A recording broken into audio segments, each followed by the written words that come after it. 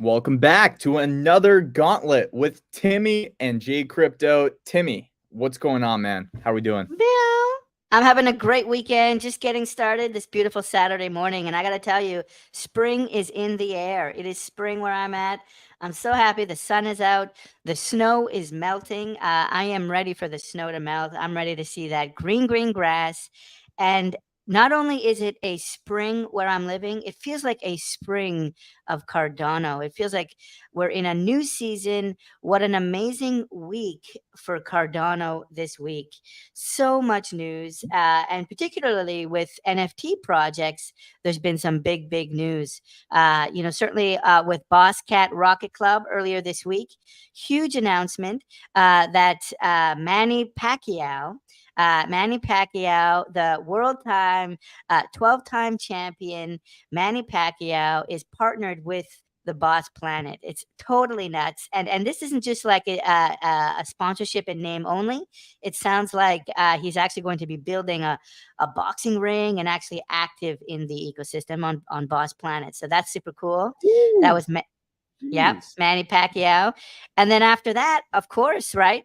Snoop D-O-double-G, Lottie Dottie, We Came to Party, is partnered with the Claymates, as well as I think it's his son, Champ Medici.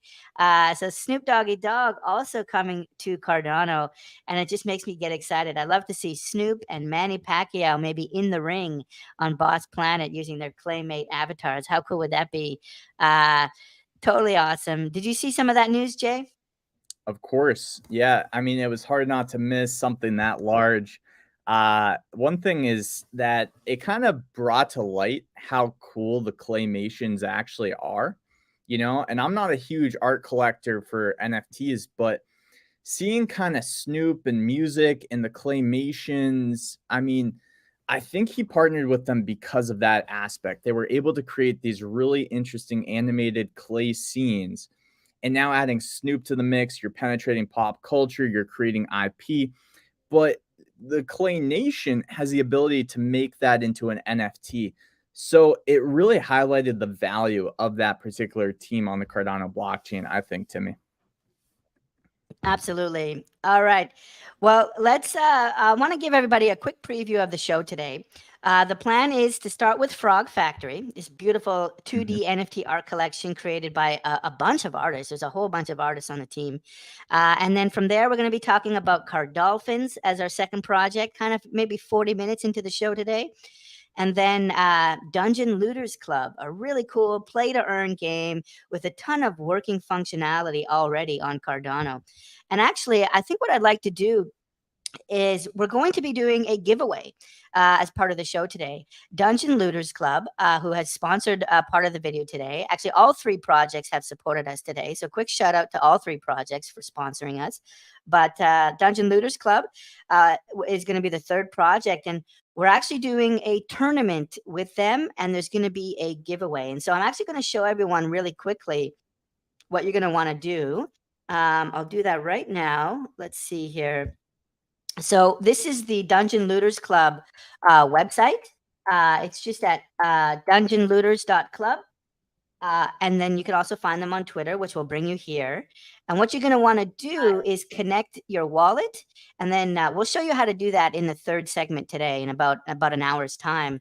But once you're connected, you can go ahead and do that now. Connect your Discord. All you have to do is connect your Discord. It's really, really easy. You don't even need a wallet for this part. Then go to Arena and click Tournament. And so once you're in here, you're going to be able to join a tournament. And you can see that there's 100 spots in this tournament. 19 are already taken. And you can see Timmy here. I'm in the tournament. And so all you have to do is go to dungeonlooters.club, link your Discord, and then join the tournament. And that will make you eligible for a big giveaway. I think we're giving away a weapon and as well as some tokens. I think. Go ahead, Jay. What are we Yes. giving away? So DLC's native tokens, I believe 1,000 of them. Okay.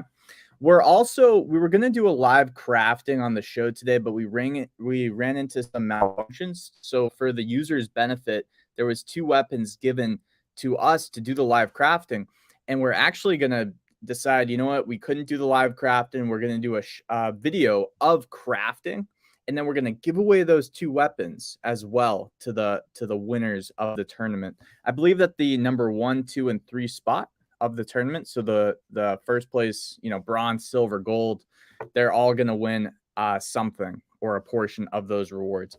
So, and I believe, Timmy, that the sword bows are actually like a good amount of ADA for ADA, or for Oh, NFT wow. ADA value. We can kind of look at that later on. There's Yep. only 100 of them. And yeah, we'll get into the kind of the tokenomics. This is a really cool project. It's actually creating an awesome proof of concept for all play to earn games, but I love how deflationary their weapons are. And it's actually one of the furthest along or ahead in our play to earn category, especially for 2D dApps on the Cardano ecosystem. So it'll be really fun to highlight what they already have. Very cool. So the call to action right now is just go to dungeonlooters.club and link your Discord and join the tournament. But let's go ahead actually then and jump into our first project, Jay, if you think we're ready. Should we go ahead and jump right in? Let's see. Yep. We're ready. We're ready, Timmy. All right, let's rock and roll. So the first project is one I've been really excited to talk about. I'm really into the visual side of things, the art side of things, being a 3D cat. I love animation. I love the art. And this is a really, really unique project. It's called Frog Factory. Ribbit, are you with it? I am with it. I am with Frog Factory. And you don't want to sleep on this one. Frog around and find out. You're going to be missing out. This is Frog Factory. Their Twitter is at Frog Factory Cnft. So you can actually go there to their Twitter. And what I really liked is they have a really rich link tree. And so you can click on their link tree, and this will show you these guys are prolific. They're all over. They've got TikTok, they've got Instagram, Discord, YouTube. And so we'll show you like most of these, or maybe even all of them if we have time. But check out their link tree from their Twitter feed, and that'll help you kind of branch out and learn all about this project. We're actually going to start, though, with their website. And right off the bat, I really love the theme and the kind of the dark website with these kind of dark, kind of like evil looking, kind of sinister frogs. So I like that cohesion, really good design on the website. I wouldn't want to mess with them. Yeah. Yep. The ones with laser eyes. That's yeah. So cool. But what I want to actually show you is some of the art on here. And you can see how each one of these, this is the team, but you can see how each one of these are unique. Like this reminds me of the Handies project. There's so much uniqueness in this art. And so the website is frogfactorycnft.com. We'll come back here, but let's just spend another minute looking at the art first. Look at how unique these are. This one's got like a whole prison, Department of Corrections uniform. And as I'm scrolling, tell me if you see this DOC uniform again. Not here, not here, not here, not here. Like, I just don't see it. This is not one of the collections that creates a trait and replicates it 100 times. Look at this Kermit the Frog, right? With this really cool kind of neck piece here. Scrolling up, I'm not seeing it anywhere, right? There's no duplications there. And so I haven't seen a project that has so much unique traits as this one. Every single frog. The one duplication is actually the eyes, but that's very far. You see the art, scroll up a little bit, Timmy. You asked us to find one. I think for the clothes. I'm looking for the clothes. The clothes is the main one. There's very few. Yeah. So yeah, they're very unique. And I think the traits themselves are super unique as well. Like this cool kind of it reminds me of the clown from The Simpsons. What was the name of The Simpsons clown? Krusty. I don't know if that's Krusty the Clown's hair, but it kind of reminds me of it. The chef's hat here. Yeah. So cool, right? Like the art here. Look, a light bulb in the mouth. Tell me what project has a light bulb in the mouth that's turned on, right? Serpent's tail coming out of this guy's mouth. So if you're an artist, look at the smiley face eyes. I just haven't seen anything like this. So for me, this is a big, big art project, creativity and utility, like uniqueness, I'll say. And jumping back to their website, the reason is the whole team is artists. This is an artist-based team. I think Waylon is an artist. I think Patrick might be an artist. There's so much art on this team and so many artists on this team. If I go to their Discord, actually, there's a channel here about the team. It says our team. This is the hashtag our team channel. And you can see right now, look at this, Jay. Waylon, artist. Wayman, artist. Jeff, artist. OB, artist. Everybody's an artist. They got 4 artists on this team. I don't know if I've ever seen a project that is so. Yeah. It's 100. It's like, yeah, it's like 98% artist DNA in this project. Yeah, It's it's off unbelievable. the hook, and which is why I think, like, compared to the other projects I've seen lately, the art is really what's sticking out here. Look at this one with the turban and the glasses, like, they just kinda go together like a scholar. Patrick looking pretty That's fly actually there. pretty. Yeah, this is yeah, very unique art and exceptionally done. It's definitely their strength, and it seems like they have a real passion for this. So They that's do. really interesting. They do. Let's check out their roadmap as well, because there's some unique stuff that they're doing, including like this really cool dart game. It's totally nuts. Just kind of some of the details here: 10,000 unique frogs. They launched their website and they did their drop just a couple weeks ago. The drop was late Q1, I think it was earlier in March, and they've got over 300 traits, right? And we just saw some of those. I see some other websites, they'll have like over 50 traits, over That's 70 hard to traits, do.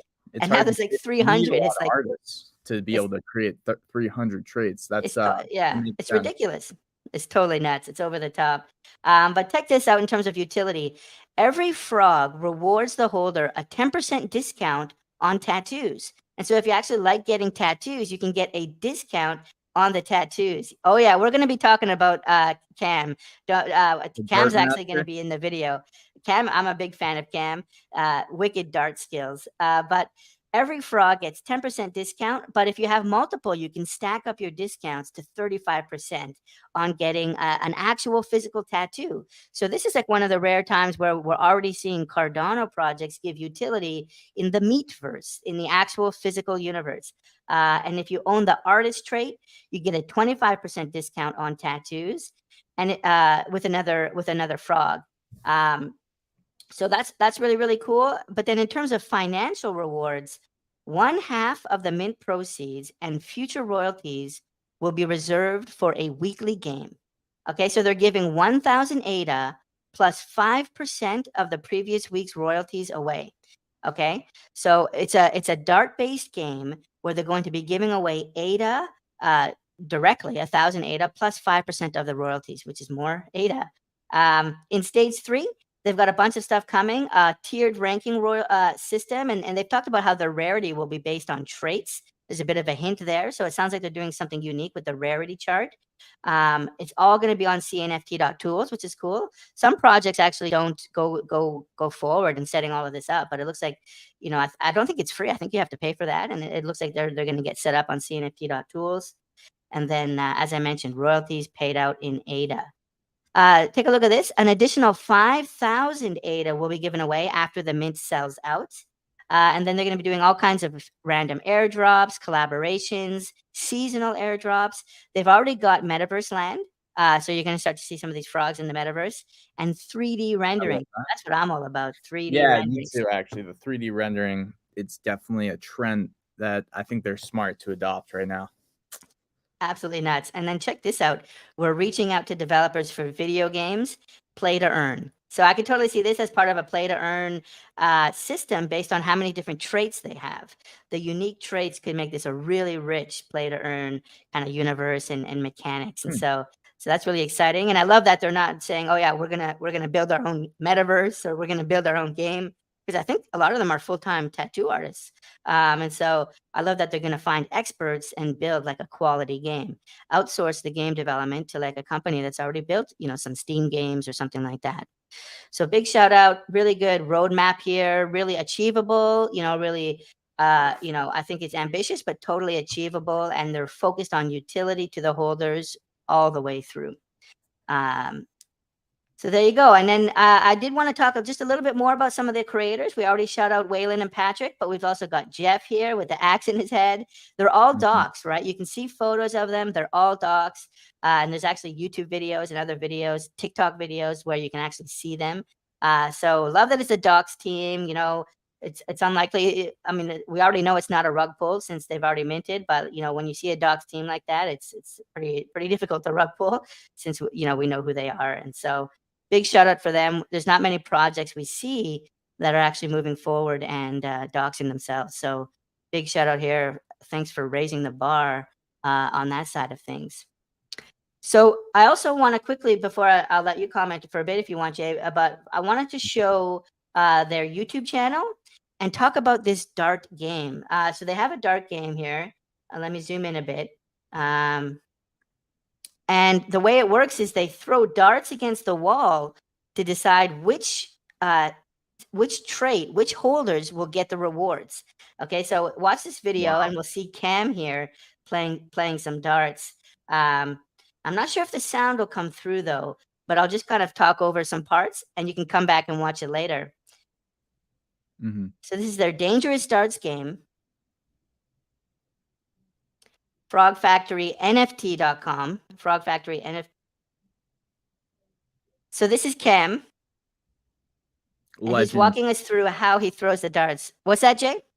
I just said legend. He looks like one of my buddies I grew up with, actually. So who will be throwing the darts? Who's it going to be? He's a professional dart guy. Look at that. Boom. Off to the side. Totally nailed it. Wouldn't want to go against him. The way it works, based on where it lands, is the trait that is the winner. Look at that. From downtown. Jeez. Wow. Ribbit, are you with it? Unbelievable range, Timmy. Unbelievable range. There it is. So it landed on this one, right? Landed on the one with the 3D glasses. So Cam walking up like a boss, taking a look. He's going to show us. 3D glasses. Looks like you're getting paid. And so there you have it. Frog Factory, the dart game. And so you can watch this video. It's on their YouTube channel. The name of this video is Frog Factory's Dangerous Darts. And their YouTube is Frog Factory. 74 subscribers. Let's get that up there. I'm going to go ahead and hit subscribe myself right there. 75 now. JCrypto, I'm sure you're going to do the same. Let's give them some support. As fellow YouTubers, we got to do that. Dude, you know what I'm thinking is, like, it's really fun to see this project have two huge kind of backbones to it. One is darts, the other one is art. And obviously Toads is in the mix. They've mentioned 3D rendered art. What I'd love to see one day is people that own their NFT now have a 3D rendered version of their frog to go hop around in the metaverse. And I think that this can't be emphasized enough, because whether it's AR or VR, these 3D modeled frogs are going to be usable to communicate our NFT ownership in real life or in the metaverse. So I love that they're so early to this. I mean, in VR chat, you can, copy someone else's avatar, but it's not yours. It's not like you own it. With NFTs in the metaverse and AR, you have the NFT. You're the only one that owns that NFT. If it's a 3D rendered frog and you can actually be that frog, even if it's in the metaverse for an hour and whatnot, and display that, or in AR when people have glasses and they're looking at you and you're actually that frog and you're that NFT. I just think that's going to be freaking awesome. The other thing too is, in the metaverse, you could actually code into a frog, if it's okay with the underlying metaverse, to have some hopping characteristics that just are above and beyond other avatars. So depending on that environment, that's interesting to me. And then obviously the play to earn game of darts. It's going to be fun to watch where they go with that, since they do have a lot of expertise in darts. We did see Cam with his downtown range able to throw these from miles away. It could have been. We didn't see. We only saw it zoomed in on him and on the dartboard, so he could have been a mile away. Just housing the dart scene, the downtown Pavia or cornucopias dart scene. It will be very fun to watch this project evolve over time, Timmy. I absolutely agree. I think it's so cool. I think they have a large team too. I think we saw 6 or 7 people on their team, which is really great. It's hard to do these things solo. And even just having other people working with you, it kind of moves it forward, right? Maybe one week you're feeling down, but someone else has energy. And so that keeps momentum on the project going. If one person gets sick, maybe one person has a family problem. And so when there's only 2, Timmy. in a Yeah, way. that's why I'm Right? so thankful to have you here, Jay, because like if I'm sick a couple weeks ago or like I'm thankful for you, yeah, man. yeah. We back each other up, and there's only 2 of us, but there's like 6 or 7 of them, and so it gives me confidence. You know, if one person needs to bow out of the project or for any reason, you know, personal things, work things, Mhm. there'll still be people to carry the torch, and so I think that's really, really encouraging. And I think Jay, you know, the one thing I want to mention is like the mint and the mint price. I think the mint price is still really, really cheap. I think it's only 36 ADA, and they're That still minting. So that's it's pretty not sold out, right? You still have a chance to get in there and mint. And I do suggest you mint because that supports the project. When people actually mint, the fees go right to the team versus just like 5% of the royalties. It's 36 ADA. And what I've noticed though is if you go to JPG store, you can see that some of their NFTs are like hundreds of ADA. Some of them are thousands of ADA because of the rarity system. Like some of them are super, super rare. And so you have a chance now to randomly roll the dice to mint some of their NFTs and potentially like you know have a really good windfall by doing that. So I would suggest give them a shot and mint some frogs. And don't forget to check out their website at frogfactorynft.com. I think I'm gonna need just maybe 60 seconds or so, Jay, because I think we're gonna maybe try and have them on the show. I have them on standby. I'm gonna send them a link and see if we can get them in here. perfect. And I'll fill time and I'll probably, yeah, absolutely. So that's pretty interesting. While you're doing that, Timmy, I guess we can go back to the broader market and give a quick update. What I've been noticing, guys, and I love to see what people say in the chat because we got a lot of people engaging in the chat right now. I see somebody saying Harry Potter in the house. So I don't know if that's in reference to maybe myself. I'm not sure. I've been called Harry Potter. I've been called Steve from Stranger Things many times in my life, which is very interesting. We have people excited about the frogs. But what I'm kind of excited about right now is we're seeing ADA go back up.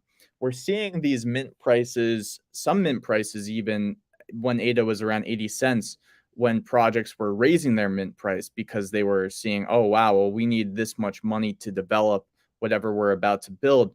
And I see that as a very precarious position. So when I see frogs, you know, have a very low mint price and ADA went back up, I'm like, yep, there's a project that did exactly the right thing.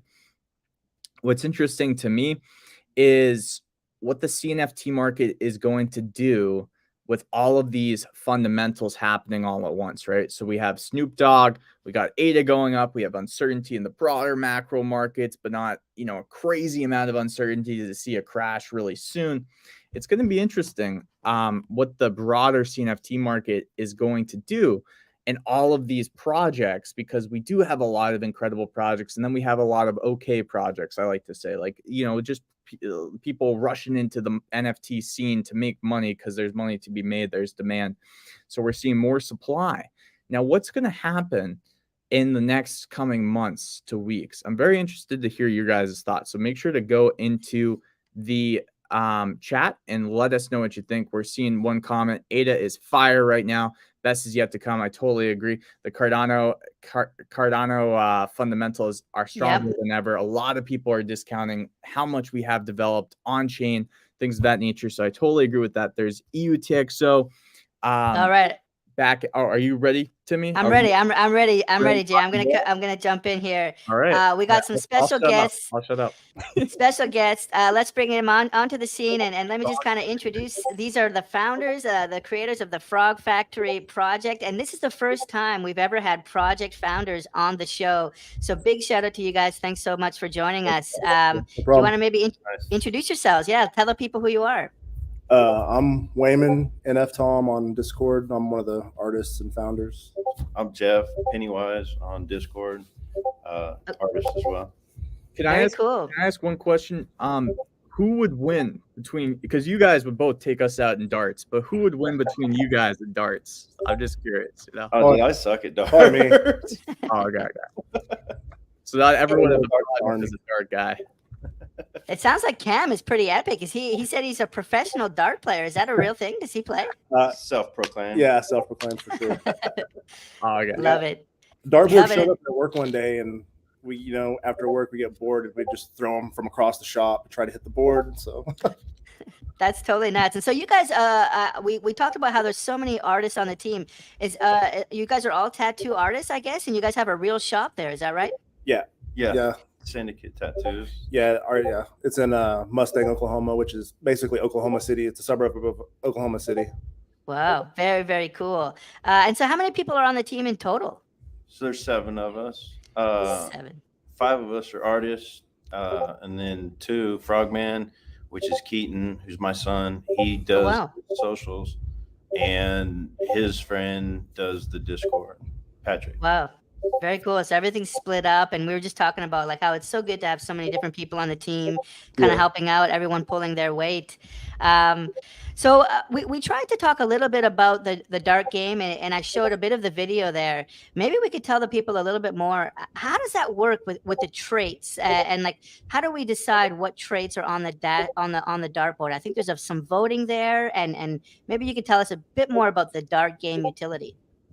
You want me to answer? So right now, since we haven't sold out, we're basically playing with the rules that we're going to have when we do have a sellout. We've just kind of altered it a little bit to, maximize what people can get based on what has been minted. But basically what we do is we pick 20 traits. Out of the 400 traits that we have, we pick 20 of them, and then we let people vote for the top 10. Because, if there's more of this, then obviously they're going to vote for that one. And then those 10 go on the board. And then Cam, whichever one he hits, they split the pot. So the lowest the pot will ever be is 1,000 plus the 5% of the previous week's royalties.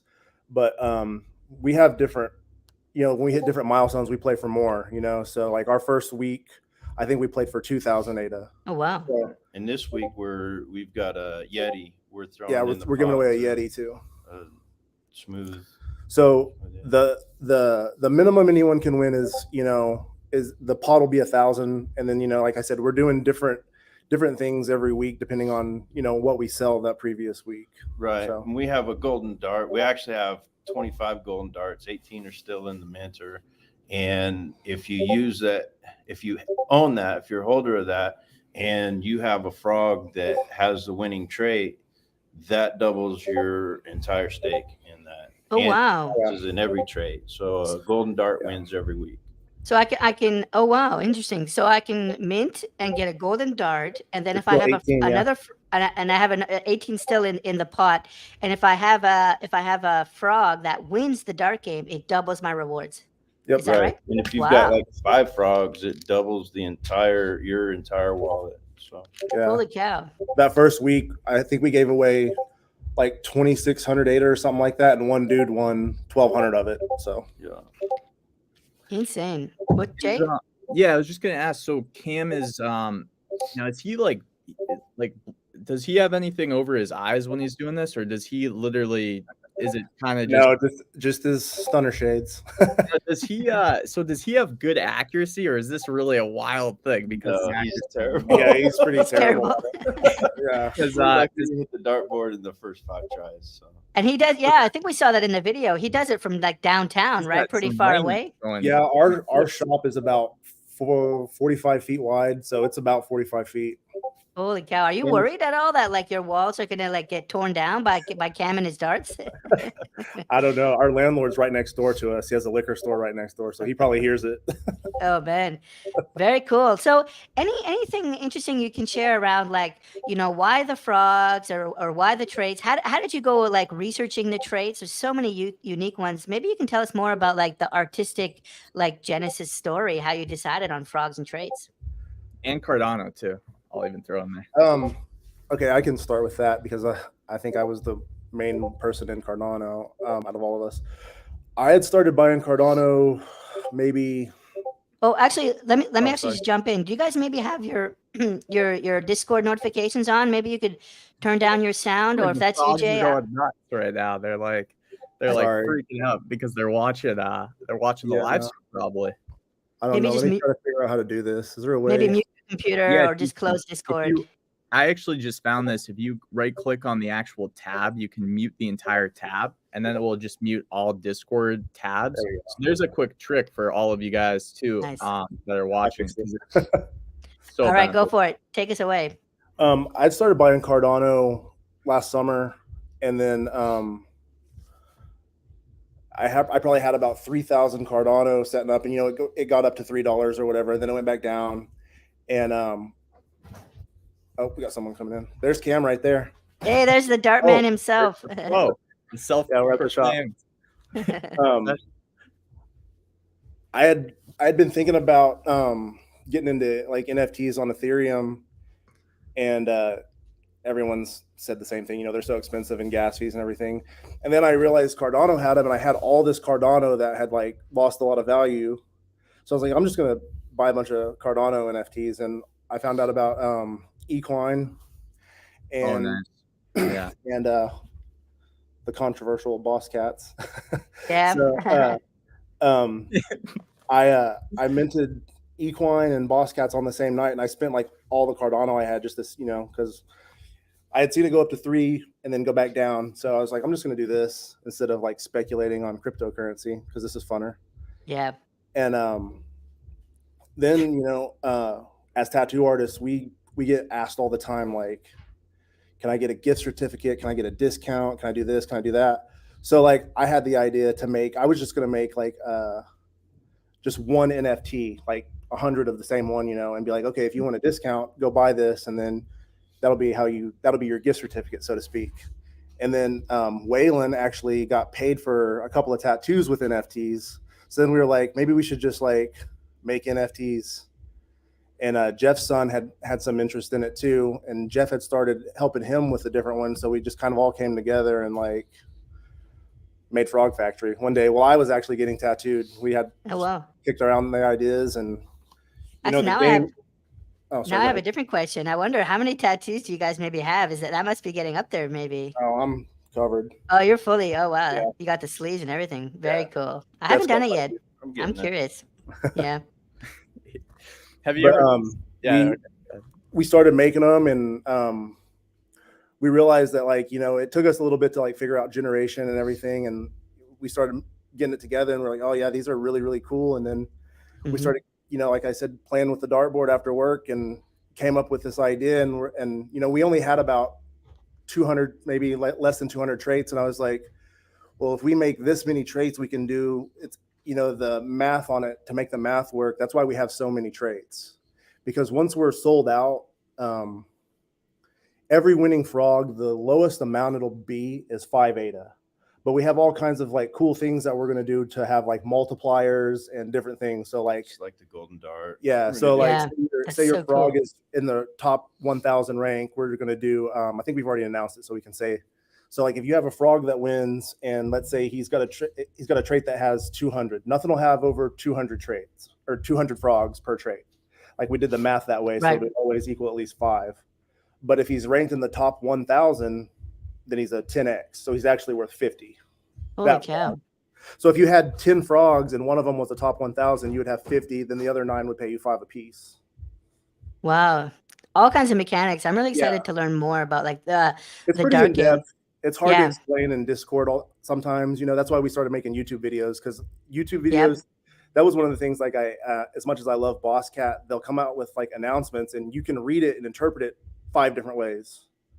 So we're trying to like make it like really like simple to understand, because this is kind of hard to understand.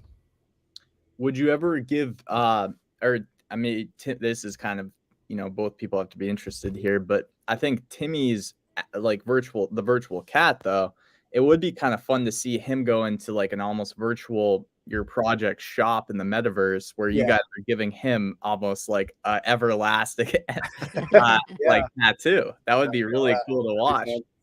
That would be all awesome. Right. Well, it's very, very cool. We do have to get moving on to our second story, but I want to give you guys a chance to share maybe anything else, anything that we didn't cover that you want the people to know as we kind of wrap up on Frog Factory. What's kind of the last words that the people should know about this project? One thing is in our website, you'd mentioned that we're giving away 5,000 after the mint is done. We've actually already started doing that. There's 5 1-of-1s in our collection. One of them's been minted. We paid them 1,000 ADA right Yeah, off if the you bat. mint a legendary, it's $1,000 or 1,000 ADA winner right there. So we still have 4 of those left in the mint. So Insane. And so, like, if they mint that, do you guys just send them the ADA? They don't have to like claim it, like drip drops or anything. They just get it. man, all I really want to see is your pool PM, just to verify. Wow, so cool. And so, how do they get in touch with you? Do they jump onto the Discord and find you there? Yeah, Yeah, they can DM us. We're all pretty available. We're all pretty available. So very cool. we're Well, small, thanks so much. But, we're small, but that's kind of cool. That's how we wanted it. So. Well, I feel like your team is big. It's a super all-star team. In our community. Yeah, the community got it. Well, guys, check out their Discord. Check out their YouTube. Let's see if we can get that close to 100. I think it's at 75 now. Thanks so much for joining us on the show today. It's kind of the first time we've done this, and sorry if there were any kind of keeping you guys waiting for a couple of minutes there, but thanks a lot.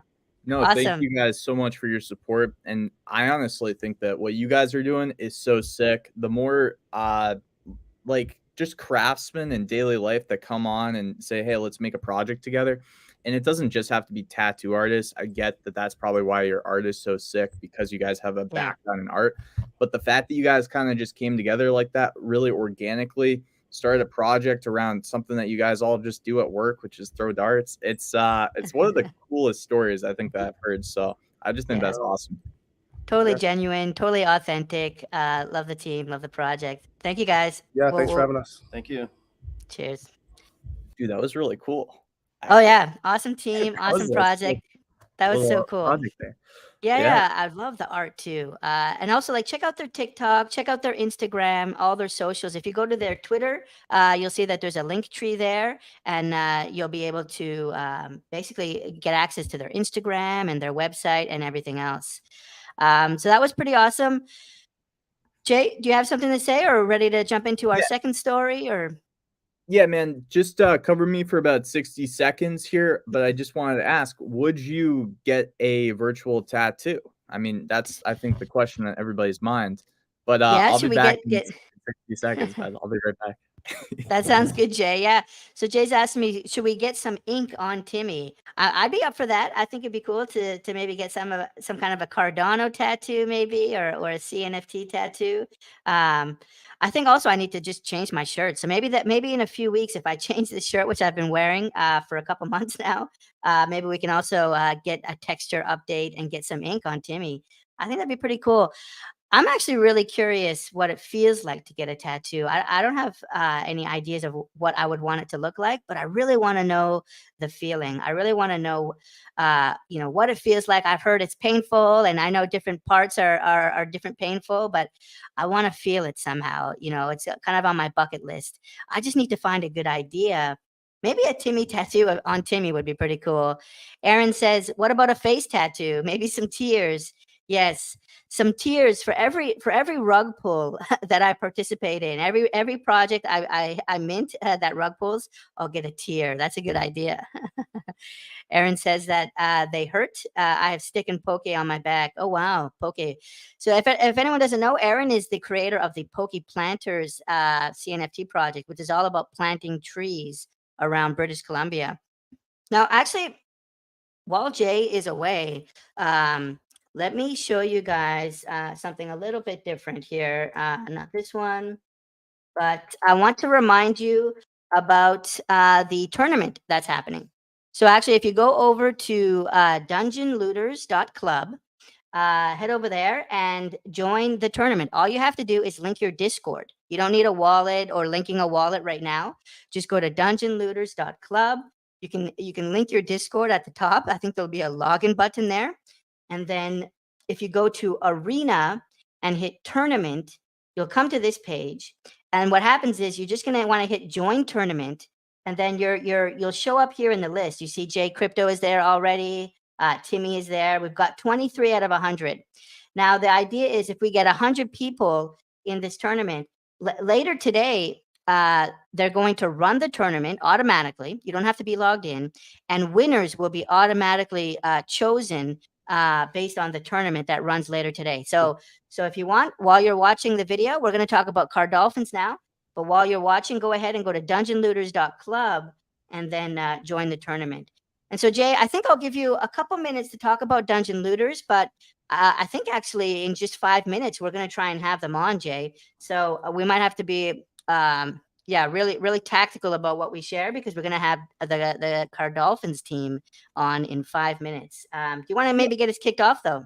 Yeah, absolutely, man. So, I mean, we're having it's interesting, Timmy, if you would like to just open up the screen, because we're having a little bit of technical difficulties on my end to actually do a share screen right now. Might be because of how we set it up. But what I'd love to ask Cardolphins about more when they're on here is actually this dolphin project, because basically every time that you mint one of these NFTs, it's going towards about 5 ADA is being donated towards the dolphin project. So that's really interesting, and there's some significance to that I'd like to really touch on. But there's a few tricks here that they have up their sleeve, like one of which we'll get into a little bit more, which is if you have a dolphin minted, you have a shot at getting a mural painted. Have you heard about this, Tivi? I did, yeah, and it's actually in Bali, and I can show them. Do you want me to show it right now, or do you want to wait? Yeah, no, we could. I mean, we could show them. That's fine. But I mean, that's one of my favorite things, because this is a real life mural that you have a chance of getting painted. You have a portion of the proceeds for the mint going towards this dolphin. This one here, the Dolphin Project. A portion of the mints go here. Mm-hmm. And what's really cool about that Bali mural and the significance for that is anytime in your life that you want to visit Bali, the chances are that this mural is going to be there. I talked to Cardano man, who's got like kind of an inside track and knows the team very well. The chances are this is going to be there for, I mean, probably a lifetime, like the next lifetime. And we can ask the team directly. Really cool artwork on this project as well. It's all going towards a good cause. They have some other tricks up their sleeve, like I said, that are good for holders to, you know, have one of these that you have a chance to participate in. Very interesting artwork. You got this like dolphins that look like in a apocalyptic future. You have, you know, maybe people are just throwing their trash in the water, and it's mutating these dolphins to be savages. I've seen them with pets. I've seen them make, I believe, even sometimes like what is it, a flamingo there as its like little pet, it looks like, Timmy. Yeah, little companion. Some really fun artwork here. Oh man, somebody's Xbox controller. What happened there? Maybe it's how did that end up in the ocean? Maybe it's the Dolphins, you know. Maybe the dolphin is rigged up to an Xbox, just trying to play. Really interesting community. You know, when this project first launched, and the mint is still going on, I should probably add. But when this project first launched, I just remember the support around it was huge on Twitter. It seems like maybe part of that is because of the, you know, what the team is giving back to the community, but I also think part of it is due to its impact on dolphins as well. I definitely, you know, I like dolphins. What about you, Timmy? Are you a big dolphin guy? Oh yeah, I love all the sea creatures. You know, we eat tuna, we eat bass, but I'll eat a dolphin as well. You know, being a cat, we eat it all. I think dolphin with like some cocktail sauce is one of my favorites. I'm a big fan of dolphin. Yeah, man. So I am too. I think the significance of this project, though, it's going to be fun to get the team on and talk a little bit more, because I don't want to steal their thunder. But it's really got a good light on it. Like they're doing something with the funds that's going to better, right now, prevent us from going towards a future where we see these toxic dolphins, right? So we don't want that. We don't want these dolphins to be all mutated and whatnot. We want to preserve nature. We want to do what's, you know, best for nature. So it'll be fun to hear a little bit more about Dolphin Project. But the community is very strong. If you want to participate, I guess we should go over the mint a little bit, right, Timmy, before we get the team on, or what do you think? Because right now it's still minting at 65 ADA a pop, I'm pretty sure. Yep, 65 ADA plus dust. So that's pretty interesting. And remember, a portion of the proceeds do go directly to this Dolphin project, which we're going to go into. Very interesting stuff. Yeah, I actually just sent the link to the team, so I think we'll have them joining us in a couple minutes.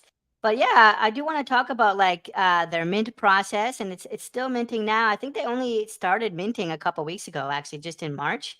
And so they had a 1,000 person whitelist, and then now they're already finishing their mint.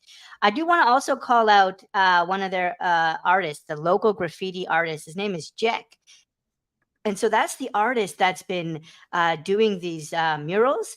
And actually, I think what I'll do is just go ahead and share my screen for a second. This is the Instagram of one of the artists, of Jack, who is doing the, let me actually scroll that up there, who's actually doing the art. Oh, and I noticed this cat one on here earlier. And how cool is this like cat-based mural? Totally nuts. That's I think that actually looks beautiful, really man. cool. I actually love Yeah. that warm first, cool kind of characteristics of the cat there. Yep. Totally nuts. Okay, well, I think I see the team downstairs there. Are you ready to bring them on, Jay?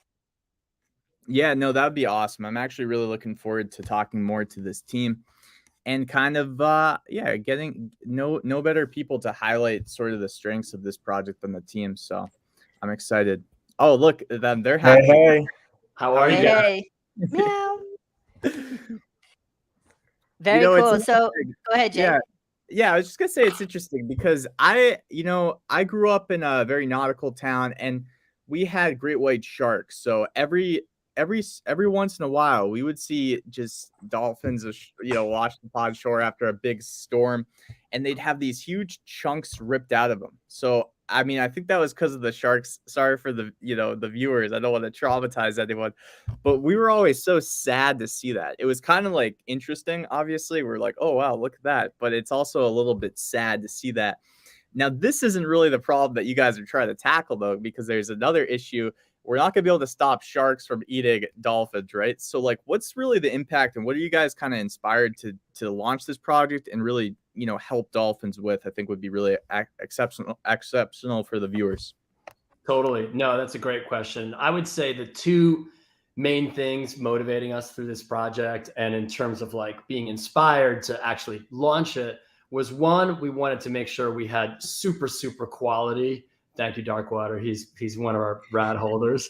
So what number one is we definitely wanted to have the most quality craft and 3D art that we can. And in the future, we're going to be integrating animations as well. So it's not just a project for a good cause. We wanted to be able to compete with any other project on Cardano or even the other blockchain NFT ecosystems in terms of art. And, we've been making art. We've been creators for 15 years. Just to talk a little bit about the team, all of us are professional advertising creative directors. Oh, wow. So this is the first time we've made a project for ourselves and for a community where we have a direct relationship with them instead of doing a project on behalf of a brand like Nike, Samsung, Verizon, Oscar Mayer, Oreo, like a lot of the big brands we've worked on before. Oh, wow. And then to come around to the Dolphin project, that's the second kind of, I would say, important part of this project. We've got a super deep official partnership with them. We're working with Lincoln, who has his own registered Twitter account, and then he also runs the organization, the Dolphin Project. His dad started it way back in the day, and they've been super tight with us. Like, they've sent us videos about their Dolphin project, their Dolphin sanctuary in Bali, because part of their mission is that they rescue dolphins from captivity and then they rehabilitate them so that they can learn to fish for themselves again, and then they release them back in the wild. Got it. And yeah. And they do that all in Bali, the kind of the recuperating and all that. That's amazing. I actually lived in Bali for almost a year. Totally miss it, the province of Tabanan, but that's so cool that you guys have that connection. That's totally awesome. Yeah, they're based in Santa Monica. Lincoln is in Bali right now. That's where the sanctuary is. They definitely operate all over the world. They were featured in The Cove and Seaspiracy, if you've seen those documentaries. Because the other thing that they do is they protest against and try to stop like dolphin slaughter and fishing, the kind of stuff that's in The Cove, and it's super sad to see. So yeah, we're donating 5 ADA per Cardolphin to the Dolphin Project. So everyone who mints a Cardolphin is, you know, directly giving a 5 ADA donation. So that'll be 50,000 ADA when everything's said and done, which is, you know, 60, 70,000 USD. Wow, that's amazing. Yep, totally. And I think even better, we're even prouder of this because we didn't want it to be just a one-time donation. Like, we care about having a long-term relationship with them. Is they're also going to receive 1% of royalties on all secondary sales. Oh, wow. So that's ongoing revenue for them. This is the first time they've done any kind of NFT project, and they kind of worked with us and Cardano because it's so eco-friendly. Something super important to them, of course. Yeah. Nice. But that's still is that gonna leave enough for the team? I think, did I see it's 6%? And so you guys will have 5 and okay, that's good. Cause I actually I like to see some royalties going to the team. It's important to keep you guys motivated, keep you guys able to support yourselves as well. I know you have other stuff going on, but I like that. I think 6%, 1% to the Dolphins project, and then 5% for, you know, further team and development and things like that. Okay, very cool. So, Yeah, so what else? Yeah, so that's really good to highlight because it's not just a charity project. You guys are trying to also build something, and nothing wrong with just a charity project. We love that, but you guys are also trying to build something pretty cool, and you have the talent to do it. You have some very high quality art already being seen. You're developing some animated art as well for these dolphins. What else is coming to the people, the minters, I guess, that have an opportunity still to mint a dolphin that we can touch on here to kind of get people a little bit familiar with the vision and excitement of the current community that you guys have already kind of reeled in. No pun intended. You know, dolphins here. No, I love that. What's the lives of all those fishermen that are trying to yeah. Oh man. We're trying to rock all the, like, you know, pod and dolphin and all that stuff, and it's fun to have like built a community kind of like around this passion. And but yeah, let's definitely talk about the future. Because of our professional past and, you know, present, we definitely are committed to continuing to work in this space and to be building on this project and to be coming out with other projects that are going to be separate, but as, you know, creators in the space. So we run a creative studio called PDA, Public Display of Affection. And the website is pda.nyc if you want to check it out. That's, you know, shows a lot of our past work. And we've created a specific NFT and metaverse division within our company. We're not a big company, but, you know, there's a smaller crew within it that we're calling the Mint Mob. And the Mint Mob, nice, yeah. So that's our site. And the Mint Mob is kind of like, we're thinking of it like the Yuga Labs or Larva Labs. Wow. And so Cardolphins is our first project, and we're going to, you know, put as much value into it. You know, first task is getting sold out, and we're going to keep hustling, and we've got more announcements coming and more drops in the next few weeks. After that, we're going to get into the Kraken, which is kind of our mechanism for keeping the creativity fresh. So once, you know, this first set is minted, then our job is to keep it cool, keep it fresh, creatively evolving, adding value. So the Kraken is what helps us do that. That's basically a mechanism where you can feed your dolphin to the Kraken. And sometimes, you know, it'll be burned and you'll get something entirely new. And we're still kind of working out these details because it can work in a lot of different ways. Sometimes you're going to get the same NFT back, but with new traits. And so we're adding value to people's dolphins. And so animation is part of the new traits that we're going to offer. We also are going to do collabs with other projects. We already have a couple of great collabs like JCrypto Club and Bitfins and Soho Kids. But we're going to keep doing collabs. Yeah, right. Like where the art changes through the Kraken, which is kind of like the beauty of that idea, right? So that it's not, we can always build creatively on this set of dolphins. And then I believe last thing, before I shut up, and then after that, you know, beyond the dolphins, we are going to come out with a totally new project. It'll have nothing to do with dolphins. The level of quality will be amazing. And the plan is to turn the Dolphins into kind of like a Genesis token for that next project. So you have to be a holder to get the next one. That makes sense. I just want to call out, I think it is 4 p.m. Eastern. I think one of you guys might have had to bounce. I'm not sure if you're okay to stay a little bit longer, but I want to call out that we are, Jay and I are definitely able to go longer. Oh, no, we're good. Yeah. Okay, sweet. Okay, very cool. You're good. All right. Go ahead, Jay. Yeah, no, I was just gonna say, you know, it's very interesting. The Kraken caught my eye too. I know when Johnny Depp was, you know, eaten by the Kraken, he was set to what did they call that place in between like heaven and hell? It's like like that limbo. Purgatory. Yeah, purgatory, right? So it's funny to see you use that as a way to change, you know, or create something new, because who even knows what happens when we get eaten by the Kraken.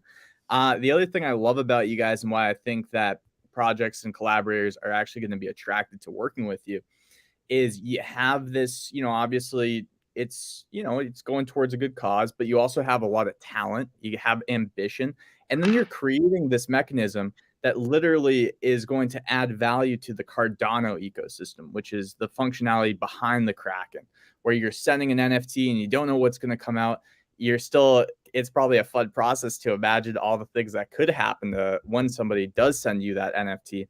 So and then the comparison with, you know, Larva Labs and some of these bigger, you know, organizations when it comes to NFTs, it is a little bit of a buy-in into the future of what you guys end up doing this first Genesis project. So I can see value, if you see value in this team and what they've already done, to absolutely go, you know, in on a dolphin and just kind of ride the waves, you know, with the other dolphins and see kind of what happens. I really like that. So I guess one thing that would be fun to ask too, if you guys still have time, is maybe highlighting the team a little bit more, like your individual backgrounds, who are like the professionals and meaning the roles that they kind of have their own spice that they're adding to this project. I love that. Clark, you want to start with yourself and then Sure. So I'm not the professional marketer. My name is Clark. I'm the community manager. I mean, Clark Kent, yes. You're saving people. What do you do? This is your desk job, Cardolphins, you're going around saving people?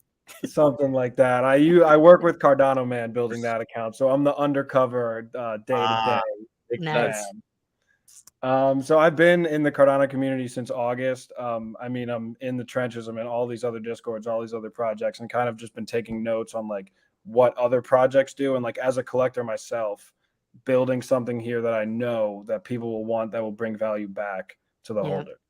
So that's what my role is here. Yep. And then we've got 2 other community managers. We're very honored to have Cardano Man as an advisor on the project.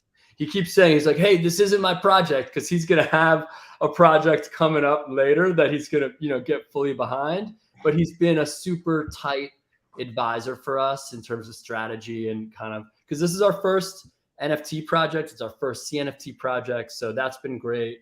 And then the lead artist is a dude named Akira Thompson. You can check out his site at akirathompson.com. And he's a professional 3D artist. He's a generalist. He does models, he does textures, and he has worked with us in advertising for a long time. So he's a friend. And then Aaron and I, Aaron's the last kind of big creative on the project. We've been creative partners in New York at a bunch of different ad agencies for, like I said, about 15 years, doing big things for brands. And so the last big thing we did, I've been saying, is we were in charge of the Verizon account at a digital agency called RGA. And for the Super Bowl, when the Bucks played the Chiefs, not this one, but the one before, it was in the middle of the pandemic, right? And like the stadium was only at 20% capacity. People maybe weren't doing Super Bowl parties because it was lockdown. Yeah. So our idea for Verizon to kind of promote their 5G for gamers was we built the Super Bowl stadium in Fortnite. And I think it was like the largest structure ever built in Fortnite at the time. That's smart.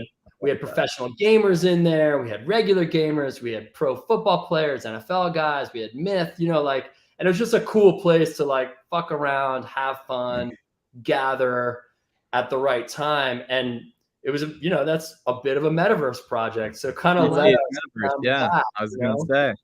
Is that a hint? Is the Mint Mob metaverse coming? Triple M. That'd be pretty cool. I love the name Mint Mob. It's such an awesome brand. Yeah, very cool. I wanted to ask just quickly about the art, and like I'm super interested in 3D and animation, and I love that these are 3D, right? It looks like they were created in a 3D editor, or is it created in Blender or Maya, or what can you tell us about the art and the process there?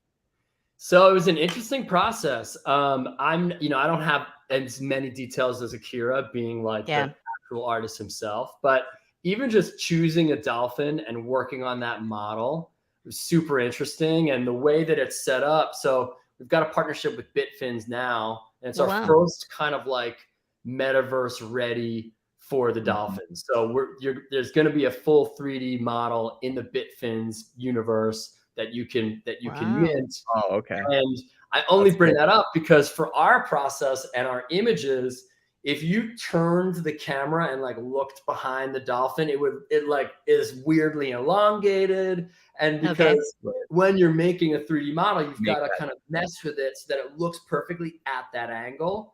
Right. So that was very interesting to kind of like figure that out. And so now when we're actually making 3D 360, that's a new process. Got it.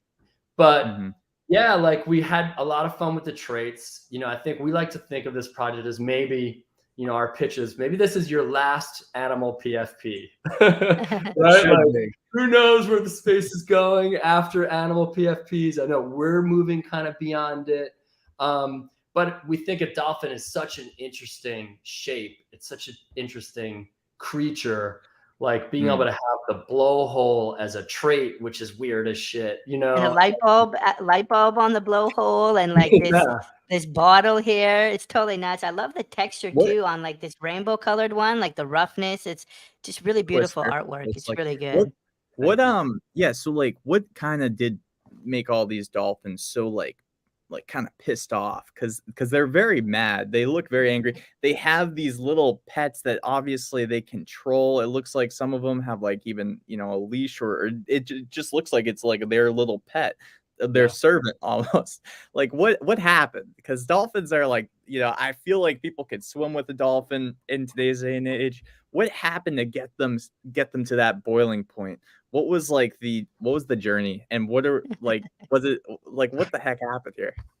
I love that you're kind of getting at our lore, which was part of the fun, right? Like we knew, and once we had the idea for dolphins and we kind of like cemented the partnership with the Dolphin Project, which was a super important part of it, then we started thinking about like, what is the story here?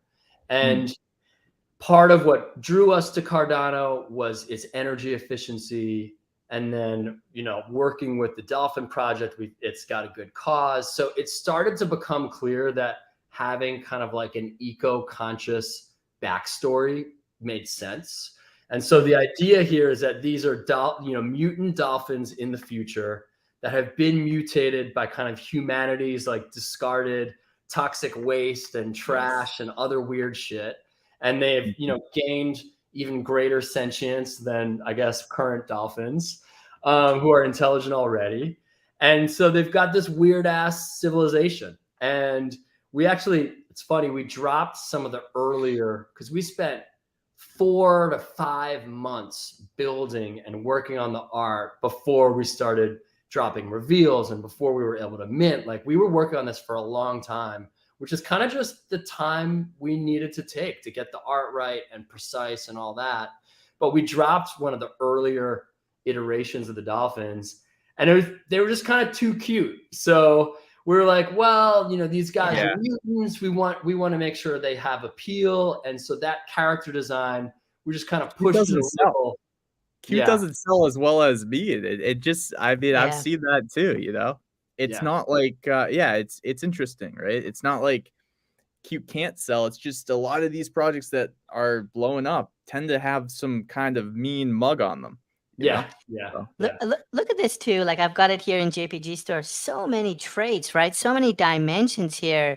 If you look at the attributes, you've got, head, color, torso, dorsal fin, like the blowhole. There's so much bubbles, debris. I haven't seen this many attributes on the metadata. That's totally wild. No, totally Yeah. appreciate that. You're right. It was a bitch to get to that many traits and make them all, but it was worth it. And it was something that we knew we wanted to do because we didn't want anyone to accuse us of the Dolphins looking too similar to each other. So Yeah. we've got 13 different traits. There's 20 to 30 options in each trait category. I should say trait categories. Yeah. And because we wanted it to be as kind of vivid and, you know, varied as possible. Mm-hmm. I like how Really there's beautiful. 8,888 of them. I like how it's interesting. You know, we saw ADA fluctuate a ton. It seems like you guys are keeping the mint price. I actually like that personally. And I like how, you know, it's a slower mint because ultimately some of the best projects have happened from slower mints. So I actually think that it's really a good track that you guys are going down here. And it's just it's got a lot to it, you know. It's a Look at deep this. project. It's not like It's totally nuts. He's got flowers. He's got an octopus. He's got a gold it's chain. He's Mr. got a skeleton arm. I can't even. And And the more I look at it, the more traits I find. There's so much happening with these NFTs, and look I at love that. this That texture. dolphin must be huge. It's made that shark, you know, his little minion. I mean, that's a Yeah. that's taller doll. I've heard that happen, but you need like a full pod for a Right. shark to submit to the species of dolphins. This dolphin must have evolved to be just so dominant to master this shark. It's pretty insane. It's the twister style. Maybe it's the twister style dolphins that you got to watch out for. Totally. These guys are badass. Yeah. They're badass. They're swimming, they're rocking, they're dark. Yeah, we definitely liked leaning into the dark humor of it. You know, that's been fun. Because why not, you know, have fun and kind of like be light with the project. So we're stoked about all that. Like you said, I think we're gonna start doing more murals. Next one That's is a gonna cool be feature. one of our one of ones. And right now they're in Bali because we're getting help from Dolphin Project to actually paint them. But we're definitely going to expand beyond Bali and find walls all over the world so that we've got these. Yeah. And for the next couple murals, is it going to be? I think his name is Jack, like that did the first one. Is he going to do the next like 2 or 3 in Bali there, or a different artist in Bali? He is going to do the next 2 or 3. We've got him definitely reserved for the next one, and we're going to, you know, send Goldenator his way and kind of talk to him and brief him. And then I think there definitely will be other artists in the future. But he's a cool one. We like his work, so that's fun. Yeah. Very cool. It looks like there's a lot of Cardolphin holders showing out here. There's a bunch of people in the chat. That's Love cool. you guys. Represent Dolphin. Yeah, the pod is out. I love how these like kind of pop too, because you didn't go the waist down route. You went a full picture. That's pretty unique, and it's beautiful on a mural. I mean, I've seen some of the murals that this guy has drawn. It's going to look so beautiful when you have more of these. You can visit them in person one day. If you ever just said, you know what, I have this NFT, I'm going to go visit my mural in person in Bali, because why not? That's a baller move. Like, that's a really cool feature. I don't think I've ever heard of that feature ever. So I mean, like, that's in perpetuity. If you get this NFT, if you're lucky enough to get it painted as a mural, you can always visit Bali. You own that NFT, and you can tell your grandkids, you know, I minted this. Like, I minted this. How cool would it be to have, like, you have a mural waiting for you in Bali, and you just go there a couple years later with your friends and just kind of drive by on your little scooter and say, oh yeah, this is actually like partly my mural. Insane. I'm gonna To add what you said, JCrypto, like, they probably will be there for a long, long time because of the reputation that Dolphin Project has in Bali. Like, no one's going to graffiti over that wall because it's tagged with Dolphin Project. Yeah. And yeah, it's funny because those guys, the Dolphin Project, have given so much to the community that they're in Bali, that they're truly loved. They've got a few other murals around town. So it's awesome because they've got their own kind of community there that is strong. And so those murals are going to last. It's funny. We're calling it the mural package, because if you get your dolphin muralized, you're also going to get an NFT that's a picture of the mural with the GPS coordinates in the metadata. So you've always got that forever. Yeah. This is where they're doing the rehabilitation here in Exactly. So cool. Umalumba in Indonesia. Wow. How amazing is I that? feel like if your partnership grows stronger and this is a success and you become the Larva Labs and there's more NFT projects, you could actually create more projects in collaboration with them, like to have like some events one day. Hey, you know what? Own this NFT, come out to Bali, even see these dolphins that we're actually impacting. Just kind of like I don't know if it's okay to pet these dolphins in rehab, but something like that would be really cool. Obviously, if they're in rehab, you got to respect that. But it's still, I don't know. There's a lot of potential here for you guys. No, so I'm totally. excited. Yeah, we definitely want to have as deep a relationship with them as we can going into the future. They volunteered to do town halls in our Discord, and one of their social media people is a really good underwater mammal artist. So she draws dolphins, she draws orcas, she draws whales, and she did a little kind of like drawing instructional video for how to draw a dolphin for our Discord. So we have like a little fan art competition, which is fun. So yeah, we're definitely going to stay tight with them because it's important. It's part of the meaning of our project. And did we mention the GPS coordinates? I saw it on the website. I'm not sure, but yeah, if you'll actually get the GPS coordinates in the metadata. I think that's so cool. Yeah. So I guess as we get ready to wrap up, any kind of last things that you want the people to know about the project? Anything that we missed so far, or the big takeaway that you want everyone to get from this one? I think the last thing that I would say, and then I'm curious for what your send off would be, Clark, but is that I think it's funny with projects that take a while to mint. I think on some level it makes people nervous, and then other people are like, "No, what are you talking about? The goats took a while to mint." So there's a lot of big projects that have taken a minute, and we feel that pressure as well.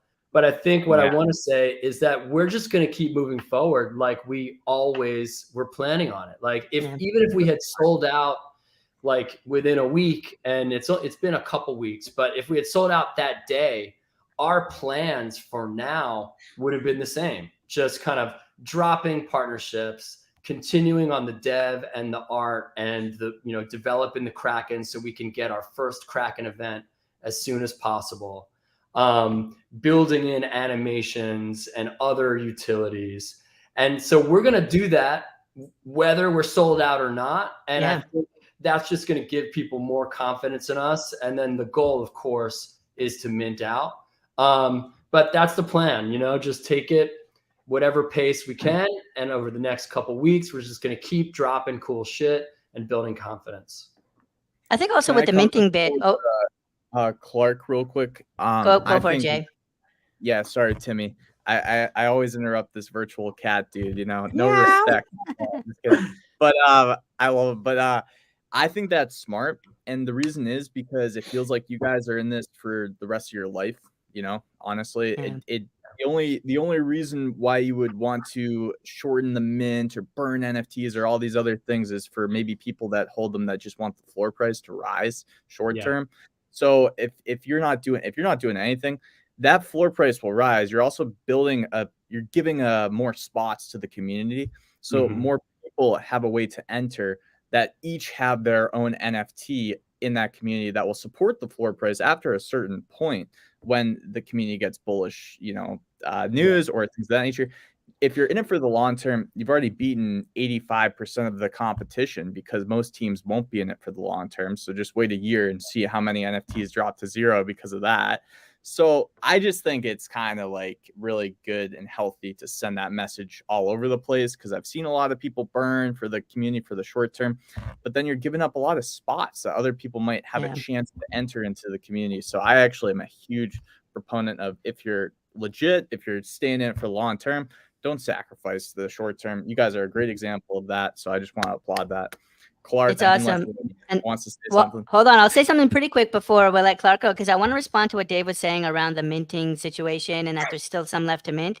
And I actually think the slower mint projects end up having more wallet distribution. And the projects where like there's a huge whitelist and they're letting you mint like 9 or 20 or something like that, you end up having a lot less holder distribution, and you just have these huge whales. And we don't want whales, we want dolphins. And so I think that this mint strategy, you're going to get a lot of different people owning it. And so I actually think it's a big positive. Yeah, go ahead, Clark. I'd love to hear your last thoughts. To add on to that, it's not only just like more people holding it, but it's also like people who are buying into the project now are really buying into that long-term vision and like really are accumulating because they want to hold, not because they can flip it tomorrow for whatever ate a profit. I guess one thing I would add is, Timmy, you mentioned the metaverse thing. Like at the moment, we are not planning on building our own metaverse because that's not where our strengths lie. And instead of just promising our holders that, you know, ocean plots or whatever, Love it. we're working on bridging our dolphins into other metaverses, and Bitfins is kind of the first step into that. It's not going to be the full dolphins with all their traits just yet, but I mean, that is something that we're working on and like is in our roadmap and on our plate for sure. Yeah, that's brilliant. It seems like, yeah, responsible decision, responsible team. It gives me so much confidence. I'm actually, not financial advice, I'm going to be minting at least 2 dolphins right after the show. You guys have convinced me. I already actually have 3. So this will be like the 5th. But I'm going to do 2 more. I want to have that 5. It's such a beautiful project and an awesome team. It's a good project. Dude, you know what?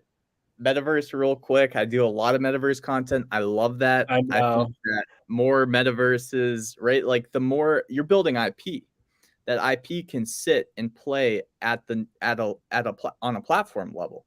So it makes so much sense to just wait and see what Pavia, some of these other metaverses do, Cornucopias even, and then launch that IP on those metaverses in a really fun and interactive way.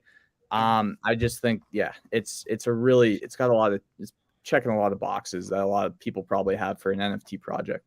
Yeah, no, thank you. I'm glad we're talking about it because I think everyone who's promising a metaverse, if they build an awesome one, that's great. I think, you know, you could decide whether there's too many different metaverses and aren't they supposed to be kind of mixed together. But for us, there's a lot of ways to add utility and value to a project, and create, creative, evolution and refreshment. And I think we're just thinking in a different way. Like metaverse is cool and they're out there. We'd rather build our Cardolphins so that they play well with other metaverses and have our own ideas for keeping the art fresh for the Cardolphins project. And so we're going to keep doing that. You're like an Instagram account rather than trying to build the next Instagram that people will land on, use, go to. That's the best way I think to compare it. It's awesome. I love it, guys. I really do. Better than all right. Instagram. Well, thanks so much for joining us on the show, kind of helping us with our first show that we had founders, and as we're kind of working it out. So thanks for helping the show and coming on. And it's so cool to learn about such a genuine team and an awesome project. And everyone else, I don't think we shared their Twitter ID, but it's at Cardolphins. So pretty simple, at Cardolphins. Make sure to follow them on Twitter. And check out their website and get in on that mint action. Thanks for having us. This was Thank awesome. you guys. Thanks I everyone. wish we had more time. Honestly. Love the show. Yeah. It's fun to talk. All right. Bye, guys. Have a good one. Future. Cool. No, that was a lot of fun, man. I could have kept talking to those guys, honestly. Yeah, that's such an awesome project. I love the social angle. I love how they're helping like actual real dolphins, and hearing Dave talk about like the rehabilitation and how they actually help to get the dolphins in good shape before releasing them. It's like such a mature, responsible project. These are adults, these are professionals on the team, on the Cardolphins team, as well as with the Dolphin project. And I just can't wait to end the show so I can mint some. I hope they're not going to sell out. Well, I do hope for them they sell out, but not until I get a couple more. So, Jay, I think, anything else on Cardolphins, or are you already starting to pivot? No, I was about to pivot to DLC, which now we're getting, a little bit, we're still in NFT land, don't get me wrong, but now we're getting into play to earn gaming land, right? And we wanted to show, Timmy, we're having those technical difficulties on my end, which I mentioned. I can't share my screen today, but I didn't really want to anyways. I wanted you to kind of show some of the foundational videos. Before we do that, why don't we give a little bit of a background on DLC and what we're going to be doing today? We talked about the tournament, so there's a huge giveaway. All you have to do is to go on to DLC, and we're going to say the website here in a second, and we're going to show you once again. I know Timmy's been showing it left and right, but all you need to do is go. What's the URL, Timmy? Let's post it in the description of our the in the URL comments is section. yeah. But for anyone listening, the URL is JCryptoLovesTimmy, JCryptoLovesTimmy.com. No, I'm just kidding. But he Not does that. love Timmy. He sent me a bunch of kisses on Twitter last night. Thank you for that. Half the time. So Half the dungeonlooters.club. Dungeon Looters. You can see the spelling of dungeon. Sometimes I get the E and the O mixed up, but dungeonlooters.club will bring you to their website. And, while JCrypto walks us through it, you're just going to want to go ahead and there'll be a login button up here. And then you just have to link in your Discord. It's super easy. And then once you do that, click Arena and go to Tournament. And click join tournament. Wow, we're at 28. wow. Okay, that's cool. We're getting up there. You can see Only some of our 100 listeners spots jumping available. in. Yeah, go ahead, Jay. Yeah, there's only 100 spots available. Now there's going to be a token giveaway of the DLC native token, which is interesting. There's not a lot of tokens in circulating supply. This is a token that could technically be listed on a DEX, but the DLC team has showed no interest in doing that like themselves. But technically, I think a community member could, set up a pool somewhere eventually once more tokens get distributed. But that's not really the use case of the DLC token. I just want to mention that. So really what you also have a chance of winning is what's called a sword bow. Now, this is actually very interesting. We can talk about this a little more later, Timmy, or we can just show them now because this is kind of cool. The deals, and we want to get all this foundational stuff before we show you guys the videos and whatnot. But the community of DLC, which is a play to earn game, I'll just say for people's reference ability, they wanted to, use DLC's innovative crafting mechanism where you could take two NFTs, merge traits together, burn the original two, and come out with a new NFT. They wanted to take a bow and a sword to merge them together, right? And make what's called a sword bow. So instead of just, waiting for people to actually do this and merge NFTs together to create a sword bow, the team said, you know what, let's make 100 sword bows ever. They're going to be really powerful in terms of stats, and people can't craft with them because of that, because they're very powerful. So they minted 100. It sold out right away. And these stats are pretty nice to me. I don't know if you can scroll down and take a look, but basically they do 50 damage, which is pretty much, other than mythic weapons, the maximum amount of damage that you can get from crafting. Okay. And we'll talk a little bit about that later. Look at the price on these, Timmy. They've really risen. Yeah. I think also I wanted to say, what's really interesting is Super Haru, who's the creators of this project. He told us that genius, and super friendly. He's a developer. He built all this stuff, totally nuts. But he's a really wicked programmer. But he told us that the sword bow here was actually, it started as a meme. It was actually the community, I think, in Discord that just started joking around and let's put a sword and a bow together. What if a sword and a bow had a baby? And they just created a sword bow. It's totally nuts. The art looks really, really cool. But just imagine walking around downtown, going into Starbucks with a sword bow. It's a sword and a bow. It blows my mind. I've never thought about it. Starbucks with a sword bow. Yeah, it's just it's so cool. The Give me my sword bow. coffee, or else I'll either shoot a bow and arrow you or stab you. I have the option to do both. I have a sword bow. All right, barista. I love that, Timmy. Very good. I love Aaron. Aaron is in the tournament. So Aaron has gone ahead, logged in, and he went ahead and hit tournament and joined tournament. Wow, 3 of you joined in the last couple minutes. And there's going to be a giveaway, right? We're giving the project's giving away some of their token as well as a weapon as part of this tournament. All you have to do is join and wait. The tournament is going to run, I think, later today. But yeah, go ahead, Jay. And so the sword bow mint is out, but you can still craft a weapon. Now there's only going to be 7,500 weapons total. Okay, so you can actually mint a weapon. Excuse me, if you for 30 ADA, if you mint 2, you can craft them together and continually do that to get better and better stats.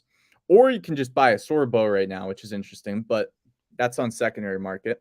Or you could enter the tournament to potentially win a sword bow, some DLC tokens, and 2 crafting weapons. We were going to take the weapons today and craft them live, but then we ran into some technical difficulties. So instead, we're just going to give those away. Okay. Otherwise, I would have kept them, but instead, I'm just going to give them away because you know what? It's my loss. I couldn't figure out the text, so now we're going to give it to you guys, the community. If you enter this tournament. All right, so that's pretty interesting. What I love about this, Timmy, is these weapons are really deflationary because there's only 7,500 total, right? So that's pretty interesting. Every time you craft them, the number goes down. Okay, there's also a passive income element to holding these weapons where you get sent DLC tokens. Okay, that's pretty cool. So the more people craft these weapons, and maybe we should start showing the videos now, the 4 videos that we have lined up, but more people craft these, guess what happens? The number of total weapons go down, and then they're developing actually a way to lend your weapon. So if you're the only one with a weapon, you're going to be able to lend your weapon for people that play this game. There's already a ton of people that play this game, and it is a play to earn game. So there's ways to earn DLC token. There's ways to earn ADA just by having a weapon, and we're going to get into companions later on, but that's another interesting thing. This project is really deep, Timmy. Why don't we set up the foundation with the videos and then kind of go in? People were commenting that they did like how you were trolling me earlier, so I'm just going to say that. So this is the first video they have on here. It's under the info section of their website, and this is showing you how to mint. So you go up to the shop, and then you choose how many weapons you want. Prove that you're not a robot. And then you'll see here the next step. They give you the address. What's the price there, Timmy? 38. That's 38 pretty low. and some dust. There's a little bit of dust there, 30.2 or something. And there you go. He's minted it. DLC. So pretty straightforward. Basically, choose how many weapons you want. Prove that you're not a robot. And then you'll get an address to send to and the amount to send. It's not always exactly 30 ADA. Sometimes there's like 30.2, 30.1. So make sure you send the right amount. And then you should be good. It'll send you the NFT back once you do that. So that's that video. And then they also have another really good how-to around, let me just scroll out here, how to link your wallet. And just to remind everyone, these are under here, under the info section, how-tos. Maybe you can walk us through this one, Jay. So this is how to link your wallet. Yep. So Dungeon Looters Club, how to link your wallet. It's pretty simple.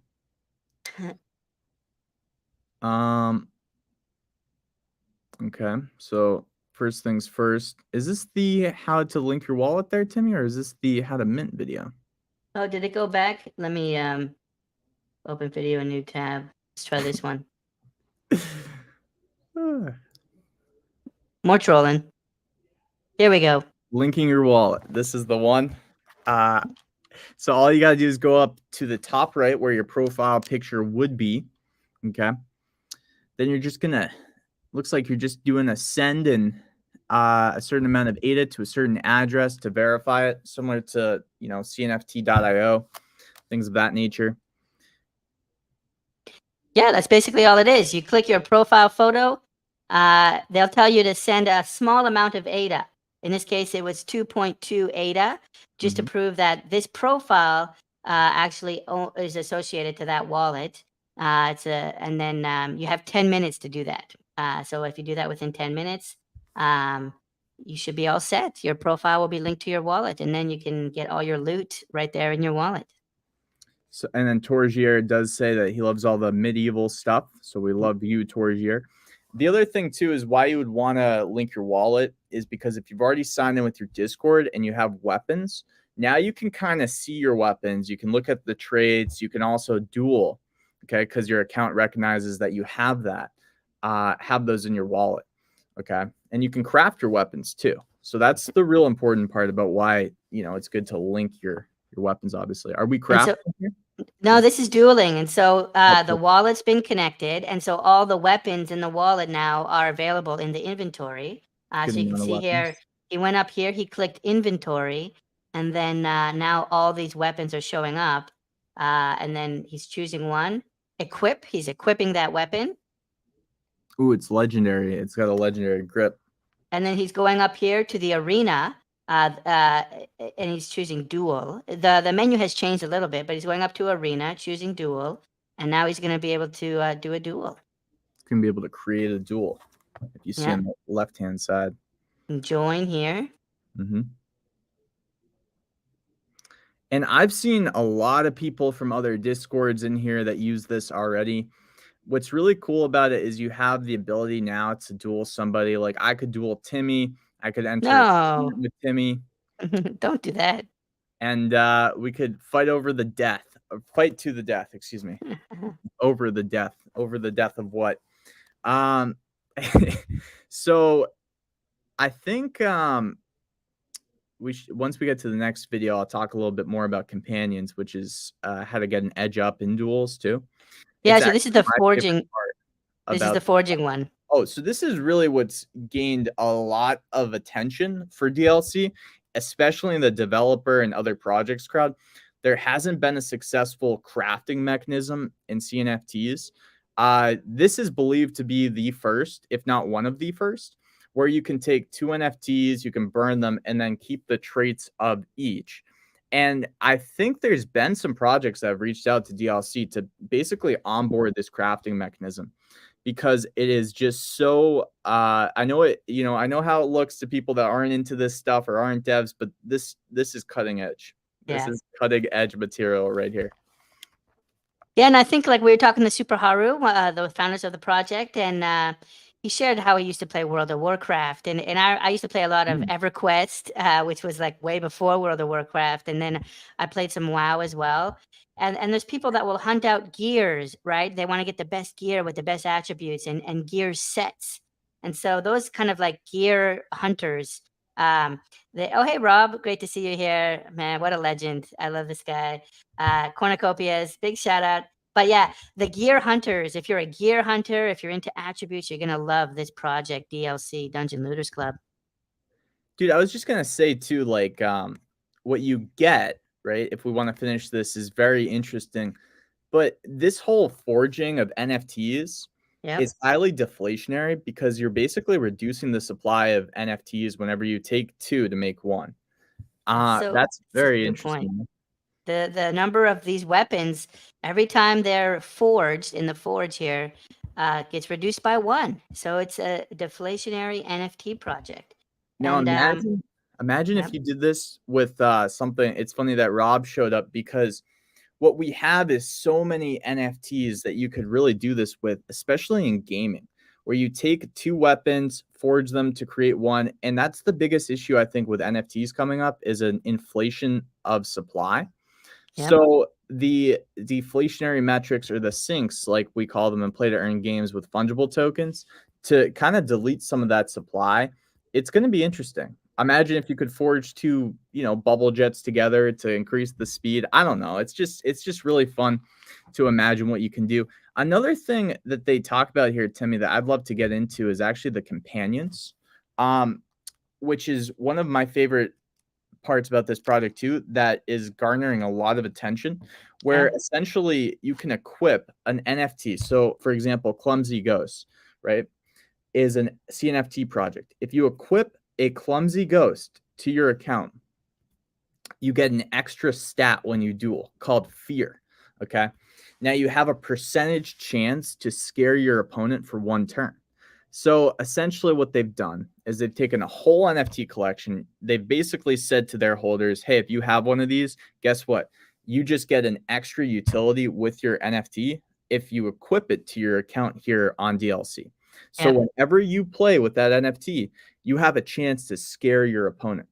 In play to earn gaming, this is huge because they've basically taken an NFT project and out of thin air created more utility for that NFT project in perpetuity.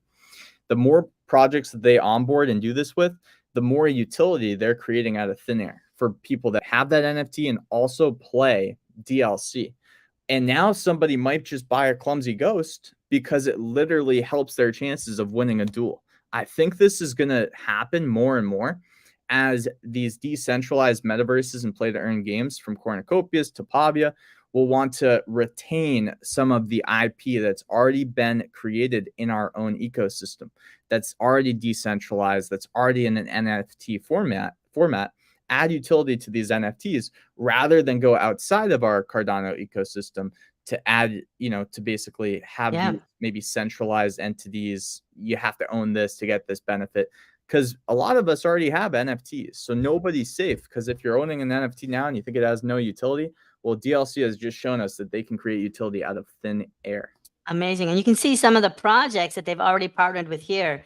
JCrypto talked to us about Clumsy Ghosts, but there's a few others here, J Cookie, that you didn't talk about. There's Vegemate. Oh, man. Vegemate, Happy Hoppers Club, Baby Alien Club, and Crypto Raggy already in the list. But I think Super Haru has intentions to onboard a lot of other projects as part of this partnership. And each of them are different, right? So you have like I said, with I forget what the other ones are, but with Clumsy Ghosts, I know that you have this stat called, scare or fear. And it's like so in line with Clumsy Ghosts, because ghosts are kind of scary if you think about it. So I don't know if you've ever seen a ghost before. I haven't. I certainly wouldn't want to in the middle of the night when I'm walking to the bathroom or something. I would absolutely flip out. So it makes sense with the genre. I think for scalability, obviously, if Dungeon Looters Clubs becomes huge, then if each NFT project needs a certain very unique stat that the equipper gets, it does take some work. And that's where, bigger metaverses can probably scale quicker and have more onboard more projects. But it is interesting to see DLC do so much innovation at first. It makes me very bullish on the team and the back end of what they're doing. Jay, can you tell the people about the keys, actually, the skeleton keys, and because they're related to the companions. I'm just going to slide over here a little bit here, just adjust my chair. But why don't you tell them about like the skeleton keys that we were talking about earlier? You can see them here. Yeah, so basically these are also companions with stats. I believe, is there a property? Can you go to the properties of those skeleton keys if we can see if there's gold or platinum that we can click on? Yeah, there's bronze. Okay. So if you go back, Timmy, can you go back one or to the main page? Because I just have this feature. You see where that properties tab is? On the left. Oh, I see. Yes. Rarity and color.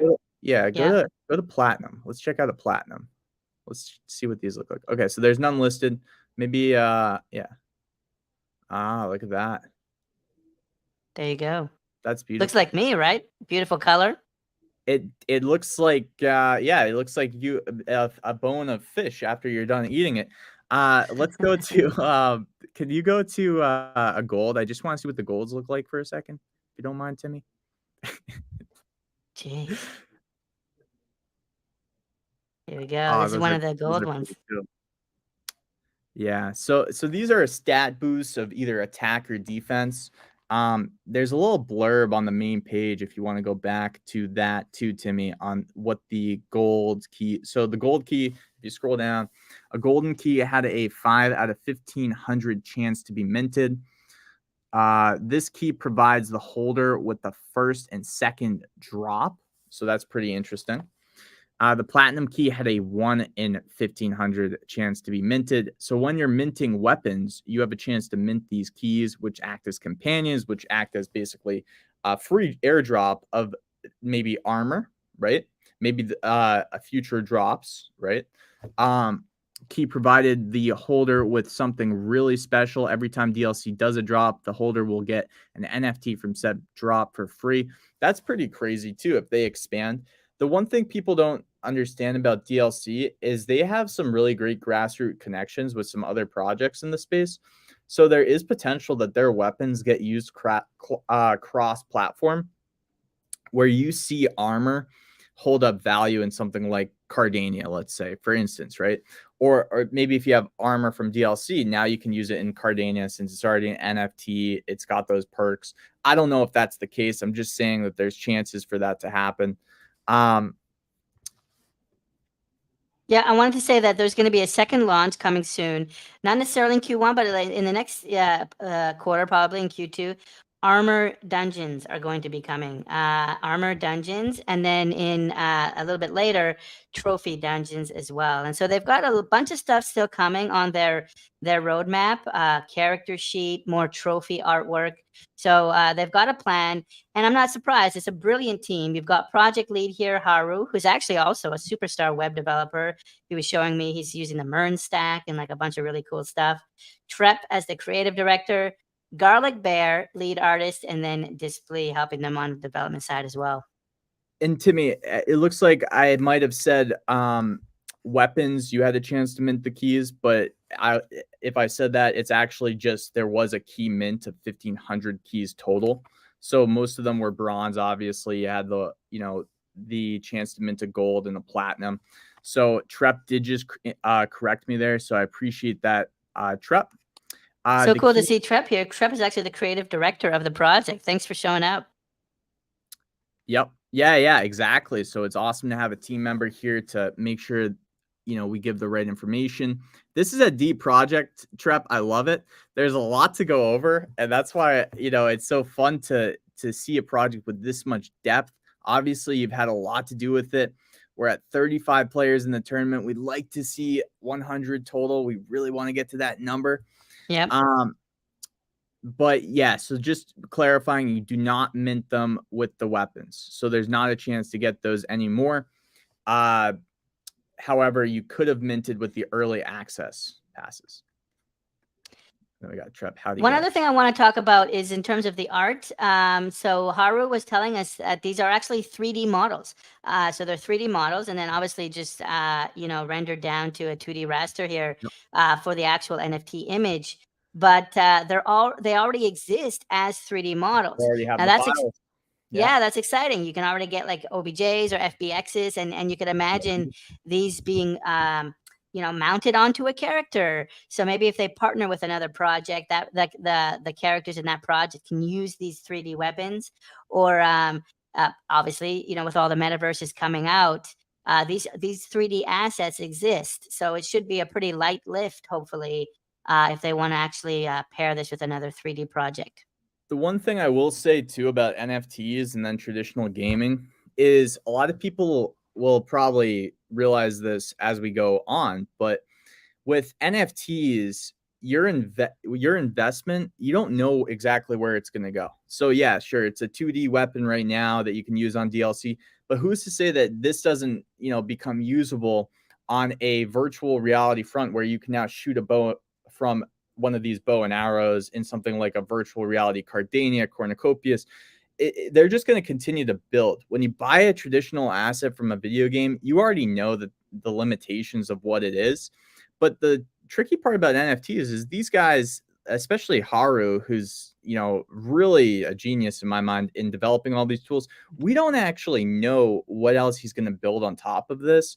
Yeah. So it can go a lot of other directions that we haven't seen it gone yet. It's really an interesting kind of dynamic with NFTs that you don't see in the traditional gaming front. Hey, Trep, since we have you here, I'm actually curious. Maybe you can throw it in the chat. We talked about how these are 3D models. So were they created in Blender? Were they created in Maya? I'd be curious to know. I'm actually working on a project myself with the artist that created me. And so, I'm interested. Maybe we'll have to chat off stream, Trep. I'm starting to get some ideas, some dangerous ideas. And if these are created in Blender or Maya, that could be really exciting. Well, so Timmy, if your NFTs were a companion, what would you give them as a stat for people to use in duels? Like, what would be the Timmy stat? Like what do you have to offer? Is it the do they think that you're cute all of a sudden, and then you scratch them in the face? Like, what lowers their defense or their attack, maybe? So, like with these role-playing games, right? I remember, I didn't play a lot of Dungeons and Dragons, but you've got stats like agility and stamina, what is the stat? There's an intelligence stat, but there's another stat I think for like slyness or like guile. You know, and like often like the spies or like the bards might have that. I forget what it's called, but that's the stat that I would try to boost. Okay, maybe Maya is what Trepp is saying. Very Maya. cool. I'm actually using we're How would- using Maya for our project. So yeah, that's actually really good. Wait, let's go back to that for a second, Timmy, because it kind of helps illustrate, you know, these duels that happen in the arena, which would be fun to maybe just go back to really quick. But what's interesting is, yeah, if we can go back to that, what's really interesting about this project is, look at that U.S. Navy diver. These are people in Discords that I'm in that play this game. So it's amazing to see that. What would be the action that you would say causes that guile to maneuver upwards for the base stat of a character and the percentage chance per move in a duel? What would be that? What would cause that? What is it? Sneaking behind the fridge? I don't know. Maybe some kind of a whisper, you know, like the whisper of the wind or something like that. Some kind of a whisper that helps to focus the mind. Some kind of a meditative whisper. I could see that maybe doing it. Maybe a very quiet chant. It's like Yeah, doing a gong. in the middle of a battle. It kind of like, oh wait, what is this guy doing? He's shaking a gong. Charisma. Charisma is another good one. That could be a good one for the project we're doing. But yeah, like take a look, guys. There's so much functionality here, and this is a play to earn game that already exists. He's built a ton of the gaming functionality on here. Battles are happening, duels are happening all the time. This isn't a design. This isn't a proposal. He's actually got a working play to earn game on Cardano, and I think this project is kind of ahead of the others in terms of actual development accomplished so far. Like it's actually working. I wasn't expecting us to have like a play to earn game for like until the summer or the spring, but when Haru walked us through this earlier this week, I was blown away that Cardano has such a rich, like functionally capable play to earn game already. And there's a couple of things. It's P to E, so it's player versus ecosystem. You can play to earn, and then it's P to P, player versus player, ways to earn. I believe that the P to E is going to expand as they go. You know, there's a lot of beautiful material about these chests that are filled with ADA, right, in the white paper. Okay, there's a lot to it. You know, the tournaments are very interesting. That's what you can enter today to get into a giveaway that we're running. Oh, wow. The arena is the player versus player, where you have your companion to help you out and your weapons will help you out. We're up to 35 people. Feel free to keep signing in, ladies and gentlemen, to participate in that giveaway. And that's a good amount of giveaway with those sword bows too. Oh, look at this. This guy has a clumsy ghost and a bow. So that's pretty interesting. Tiny girth. Tiny girth. So who won? It looks like Tiny Girth hit Sullivan. You can see the real-time replay down here. Clumsy Ghost scared Sullivan. Interesting. And then look at this. It's awesome. Veggie Mates.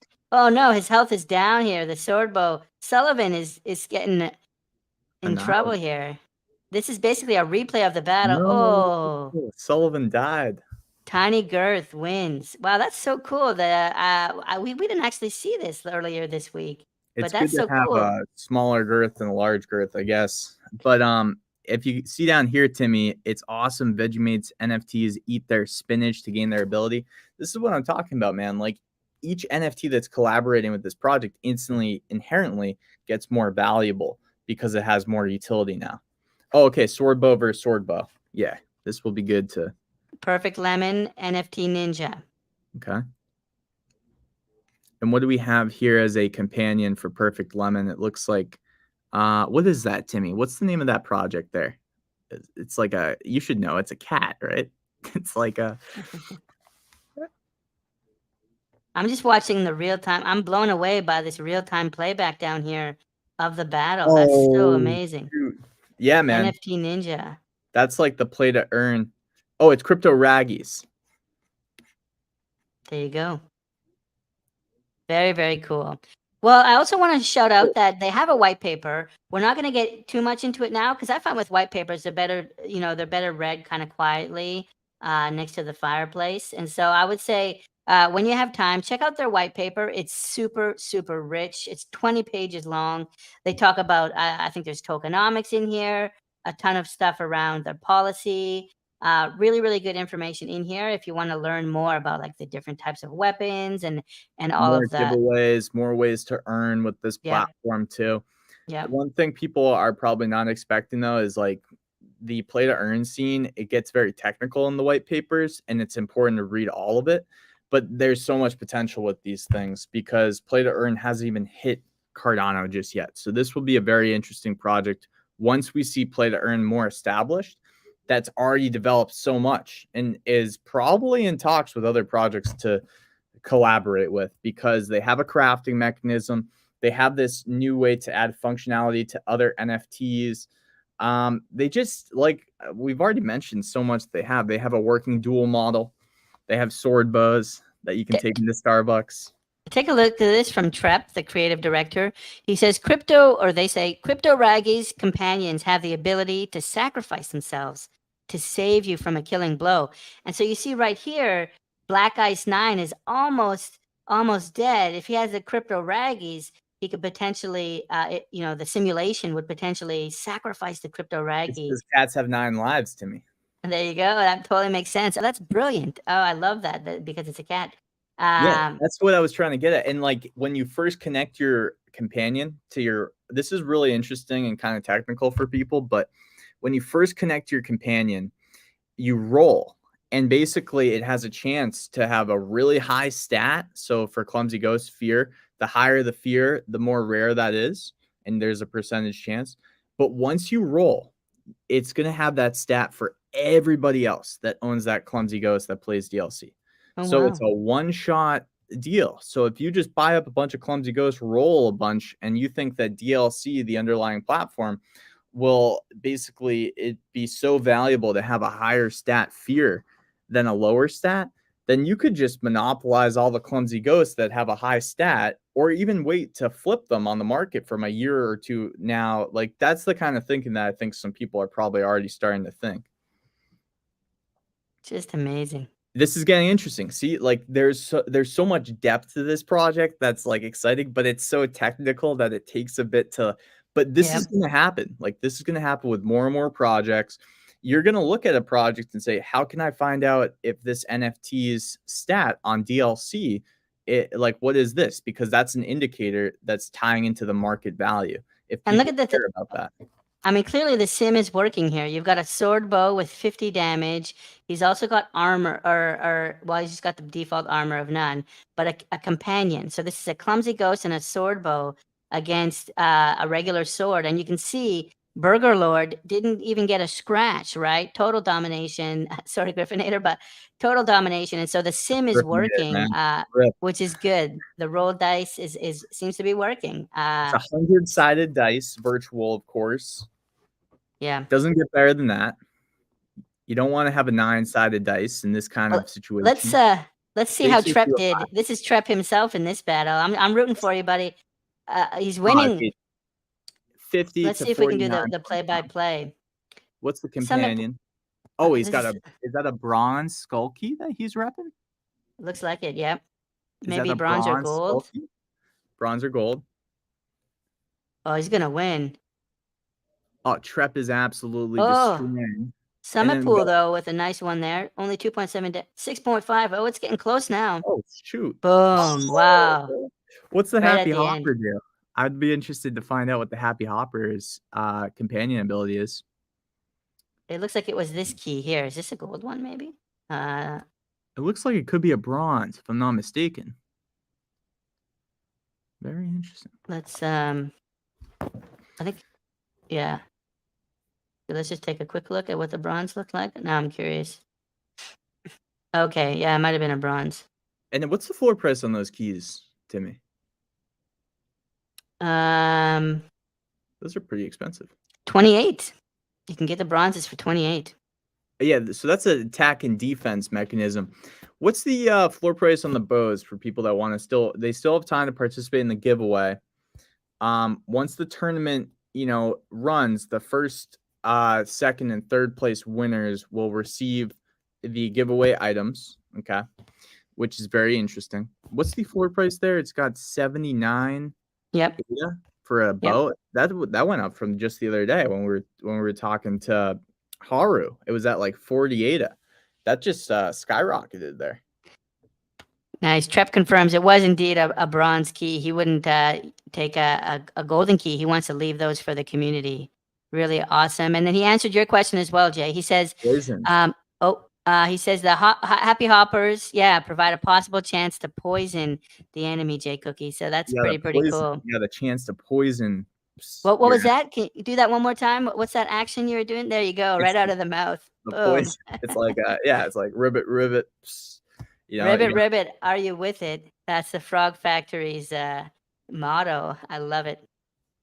Yeah, that's very interesting. So why don't we go back to that tournament, Timmy, and just this is draw. Yeah, so like Haru, genius. He's thinking this stuff out. It's very technical. It's been well thought out. It's tough to understand at first glimpse, but once you start to see all these pieces and you go back a few steps, and it makes a lot more sense why he's done everything the way that he's done it. We're still getting these people to flow in here, Timmy. We got 36 people. We'd like to see this get to 100. I don't think he's going to announce a winner today. I think the tournament isn't going to happen today. So you still have time if you're seeing this post. This is an interesting point about Adam saying like under the arena, there's tournament, duel, and tiered arena. And it sounds like the tiered arena will match you up against someone in a similar tier. So the battle will be a little bit more fair. And you can kind of see a little bit of that here with the pairings. So it sounds like that's what he's saying, where instead of getting 50 versus 20, hopefully you'll get like more evenly paired. And I can see that here. This row here has a 50 attack against a 50 attack. And then here you see a 15 and a 22, which is a much fairer pairing. And then the 50 and 50 down here. So that's pretty good to see. A lot of people with the 50 attack. I guess they got these keys there. Oh, here's another one, 22 against a 22. So yeah, this is cool. So you can battle someone that's more your tier. Yeah, that's pretty cool. That is really cool. And it's very interesting. So you got so I think this tournament will actually be running later today, Timmy. So there's not much time left. So I mean, for the people that are in it, it's probably a good thing because there's a lot of there's some cool prizes to be given away. So that's pretty good. Yeah, remind us, what are the prizes, Jay? Yeah, so for first, second, and third place of the tournament, it looks like you have a chance to win some tokens. Okay. And then there's also 1,000 DLC tokens, a sword bow, 2 weapons to craft with that will also be given away potentially to those winners, but also everyone that participates in the tournament gets a fair shot at being picked. We'll probably be picking that at the end of this stream for those just randomly. So that's another thing. So you still have a chance if you're in it to win some tokens post that giveaway. But then right now, if you enter, you have a chance to, I just got the word, give away the sword bow, the 1,000 DLC tokens, and 2 weapons to craft, which is going to sounds like you've got the inside line. Are you talking to the team right now, JCrypto? I'm just looking back at the messages. So that's that's kind of what's happening. So there's a lot of DLC tokens being given away for the winners of the tournament, and then everyone that participates in the tournament also has a chance that we'll pick Timmy here to give away on the stream. We'll just randomly pick. Amazing. I love it. Okay, anything else on DLC, Jay, before we get ready to wrap up the show today? Yeah, so I think that we can probably take a quick breather from DLC, and then at the end of the stream, we can kind of pick and maybe how do you want to do it? Do you want to just tweet out the Discord name of the people in the tournament? Are you thinking, or should we just pick it live on the stream and then go on Twitter and kind of do it that way? Or up to you. I'll let you decide the parameters. You want to do that live on the stream, or is it something that happens after? Yeah, I mean, I was thinking about it. Let's see what the commenters want to say. So what do you guys think? Should we pick it live on the stream or should we do it after? Let us know in the comments. And then besides that, Timmy, why don't we just kind of talk about something totally off the grid for about 5 minutes here? Depending on what the comments say, we will either do that live on the stream or after the fact. I think it'd be fun to do live just to pick. But we'll see what people say. We do have some questions. What would you like to do? Maybe for another, do you have 5 to 10 minutes, Timmy, to keep it going? Oh yeah, here? yeah, I'm good. I'm good Other for time. This cat, I don't have to go. I've got my litter box here, so I can just stay here. And so I think in terms of more broad CNFT news, big news this week. We talked about it at the top of the show. Manny Pacquiao, legendary boxer, joining the Boss Planet team. We didn't talk as much about Snoop Dogg, but Snoop Dogg is now partnered with Claymates. And Clay Nation, actually, the Claymates project, it sounds like they're creating a metaverse. They've got these pitches. And from what I understand, Jay, is potentially next week, April 8th, I think they might be selling part of the Clay Nation metaverse pitches. And so I think that's super, super cool. And I think Snoop Dogg is going to have his own kind of area in the metaverse. And they're calling it not Clay Nation, but Baked Nation. So Baked Nation in the Clay Nation metaverse, that's going on sale, I believe, next week, potentially next Saturday, April 8th.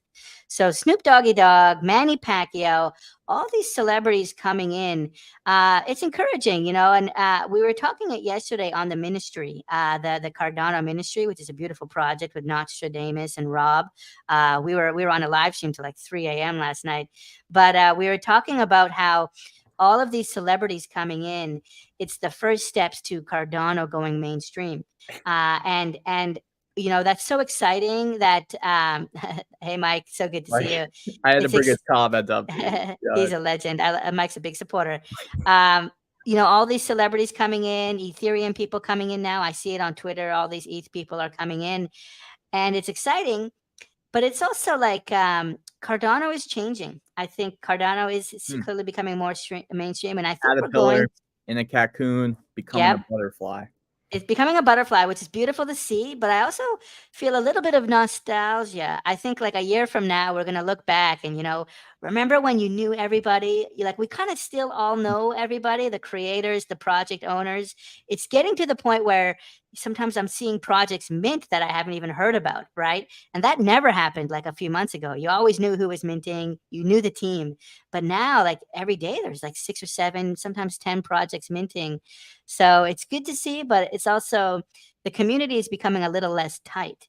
And so that's why I'm so happy that today we were able to have some of the project founders on and to continue to try to build community, build that tight community, to build those relationships, because it's going to get harder and harder.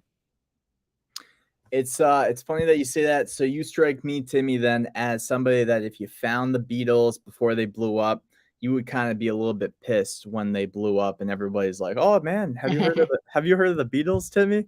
And you're kind of smirking saying, "Yeah, you jerk. I was the one telling everybody about them before it blew up."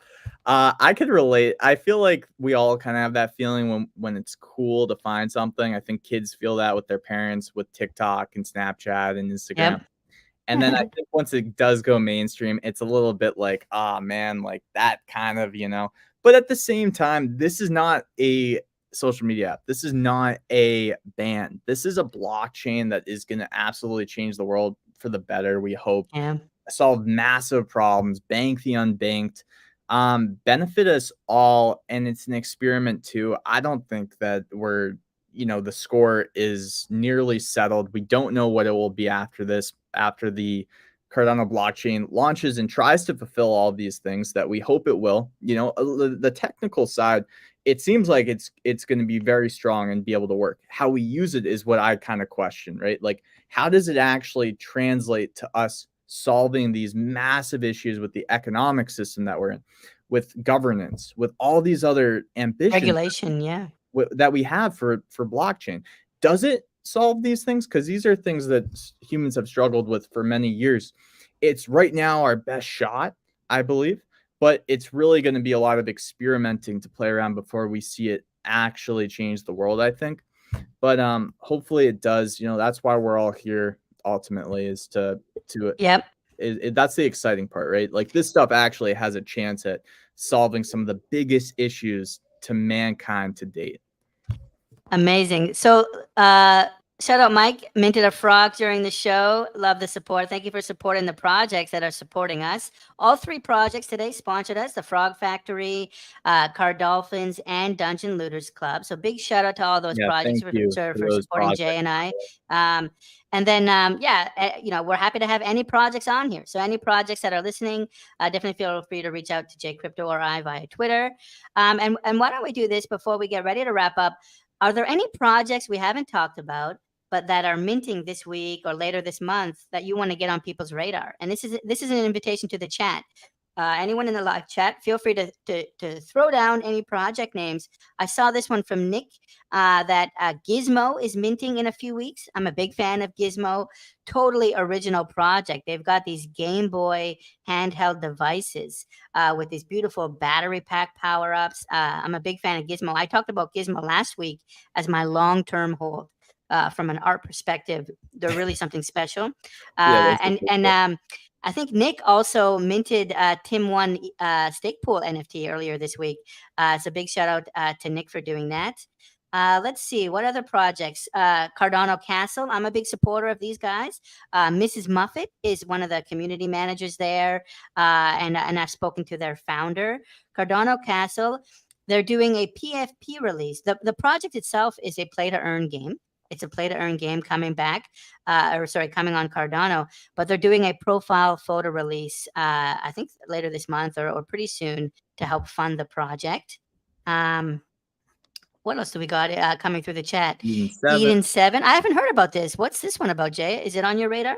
It's been on my radar. A lot of people are excited for this one. I will be doing some more research into it, but I don't want to comment on it until I do. I just know that if you're in a Twitter space, you're going to hear people mention this one. It's going to be interesting to see all these new projects, Timmy, don't you think? I mean, we also have the Sophisticated Seal Society, which Patrick mentioned. Yep, I've actually been talking to them, and so I might have a fun announcement on my main channel for them, or potentially on the Gauntlet. So I haven't told you about this, Jay, but yeah, I'm talking to them, and we're talking about the Gauntlet. So we'll see. I don't want that. Nothing's been written down yet, but I'd love to have them on the show. So that might be coming later this month. I think they're minting at the very end of this month, or the first week of May, I believe. That's interesting. Yeah, no, that's very interesting. I think Eden 7 is in the play to earn category, if I'm not mistaken. Just going back to that real quick, just off top. But no, that's really interesting. Sophisticated Seal Society, Ada Invaders. So they're doing a ton of stuff. I think this is the team with the Crypt Heaps and that, isn't it? Or is that? Oh no, that's Ada Army. I might be getting them confused. Ada Army, I think, has Crypto Heaps and this Peppermint NFT platform, which is totally nuts. Prosperia. I haven't looked at this one either. See, this is what I'm saying. Like, the Cardano is growing up, but just like a parent, when your children start growing up and they're leaving the roost, more and more I'm seeing projects. I'm just discovering them, through the chats, through the Twitter spaces. There's just so many. It's harder, I feel like, to know it's a home run because it's getting so competitive for these projects. There's more launching, there's more utility, so there's even more research required into the team, into the utility, to figure out what's a good project, what's not, which is great. I mean, honestly, that's going to create so much supply of probably quality projects. It's going to be harder to just do a cash grab because of that supply, and it's going to make it's probably going to cause a little bit of a downward price action because more supply of quality projects. Whoa. He's a bear. I don't know. Maybe you might be right, but a little bit of bear sentiment there from JCrypto. But yeah, you got to be real. He's keeping it real for a little bit, right? But at the same time, if you're invested in a better quality project, that's not just a picture, right? It's not utility. And long term, it's probably going to be better for the consumers, I think. Yeah, I think you're right. You're totally right. And a bit of a pullback is always good. That's an opportunity, right? Buy the dip. And so, when Cardano was around 80 cents a couple of weeks ago, a lot of us were thinking, okay, let's revisit 50 cents. Let's revisit 60. And to be honest, I was kind of cheering for that. I had some paper on the side, some powder, as they say, ready to jump in at that 50 level, but we never went down. So yeah, I look at pullbacks as an opportunity, and hopefully others would as well. So Jay, I think we're heading up to 2.5 hours. A lot of people advocated for the live. Timmy, I have an idea. You wanna free ball it with me? I got Take it away, boss. Take it away. All right, man. So can you go to random number generator on Google? Yeah. I did this on my stream once. Yeah, this worked. Now, so you're gonna choose someone from the comments, but if they're not signed up on, okay, all right. Yeah. I'm gonna choose somebody from the tournament. Okay, it's it. gonna be left to right, and based on the number that they are. Okay, so let's just see how many people are in the tournament. If you haven't signed up, this is your last chance. So right now, so go 1 to 40 just in case some people sign in, because right now there's 37 people in the tournament.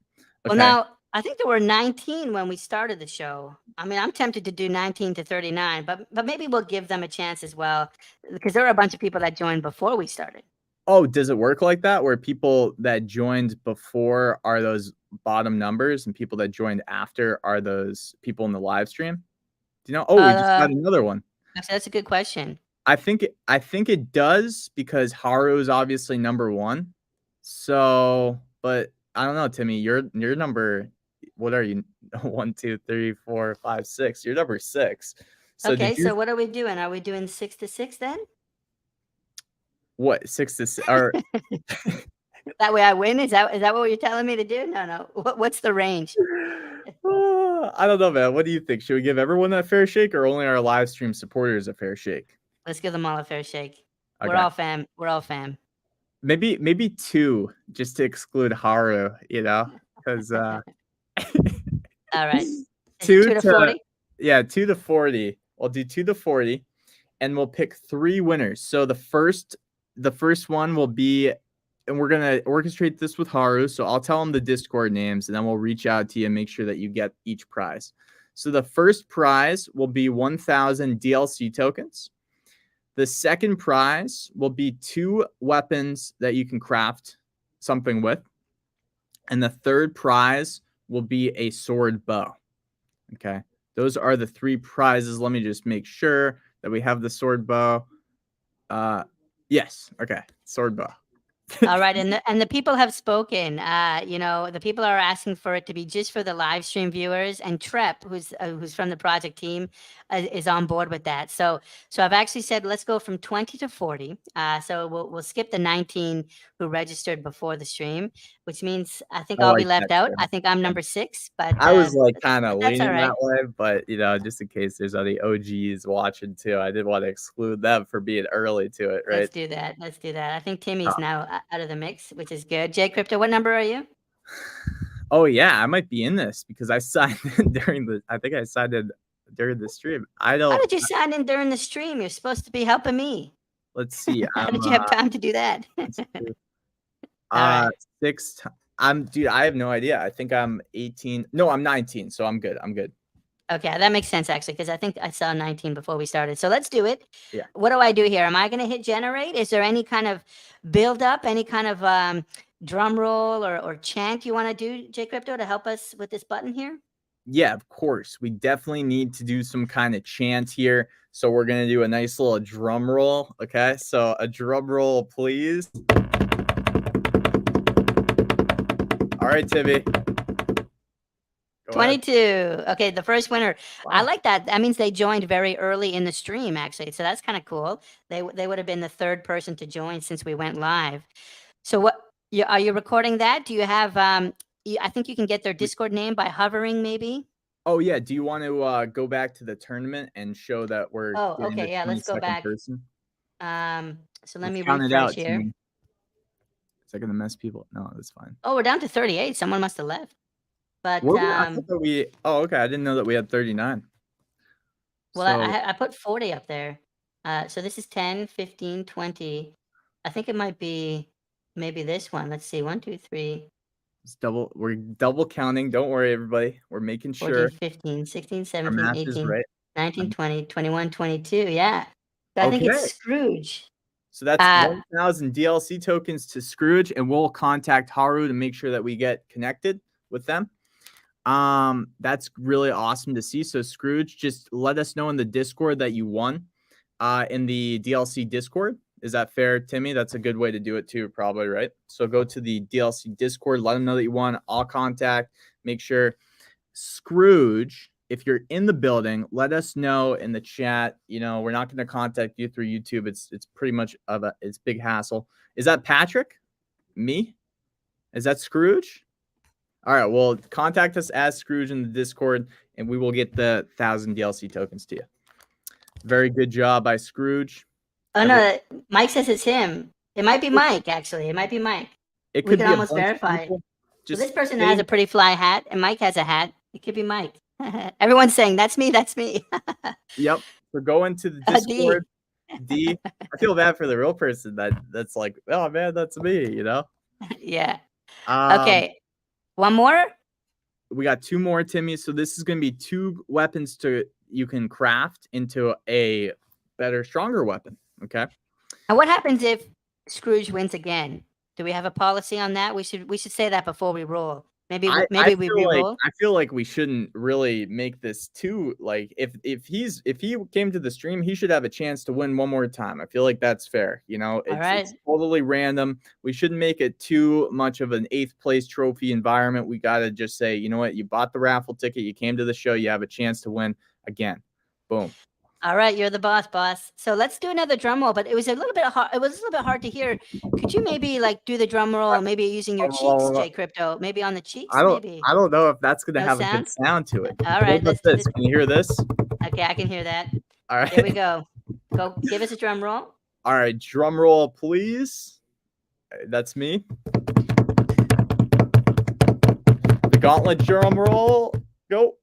30. We got the number 30. So let's take a look. Big 3-0. Yeah, the Who big was 3-0. the big 3-0? 8, 9, 10. Okay, so he's got these in groups of 5, which makes it easier. 8, 9, 10. So 1, 9, 10. Oh wait, is that 30 then? 1, 2, 3. Yep. I think it's lean gold. Wait, was it 33 or was it 30? I thought it was 30. Oh yeah, it was 30. Oh yeah, so it was Lazy Brock. Actually, we've seen Lazy Brock throughout the whole channel. Lazy Brock. Yeah, he's crafting weapons. 2 crafting weapons. 2 crafty weapons. I love that. Lazy Brock, he's been in the chat, Lazy Brock, all stream. Go in the Discord, let Mod know maybe is the best way that you won so we can get connected. At Lazy Brock. Nice job, Lazy Brock. Good stuff. If you were a normal Brock, if you had a normal work ethic, you might not have won, right? Maybe because you waited to be 30th. That's why you won. You were a little bit lazy there to make those medicines for those Pokemons. We love to see that, Lazy Brock.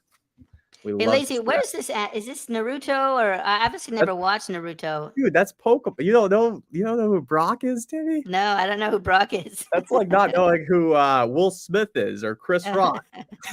Too soon. Okay, sorry guys. So is this Pokemon? This is Pokemon, man. This is OG Pokemon status. This is literally pre-Steelix. We're talking Onyx here for Brock's Pokemon of choice. And he made medicines. He was the medicine maker of Pokemons in that little trio of Ash, Misty, Brock. And Brock was always kind of just that guy that you could kind of count on in a clutch situation. This guy right here, right? Okay. Well, let's do our last one. This is our final winner here, right? So just go into if you guys won, just go into the Discord, right? As your Discord profile, because that's what's connected to this DLC. So you won't have to, say that you're this or you're that, because your Discord profile is already connected. So you'll be able to just go right into Discord, let a mod know. They'll see that you are the winner, and then we'll get connected with them to make sure that you get your reward.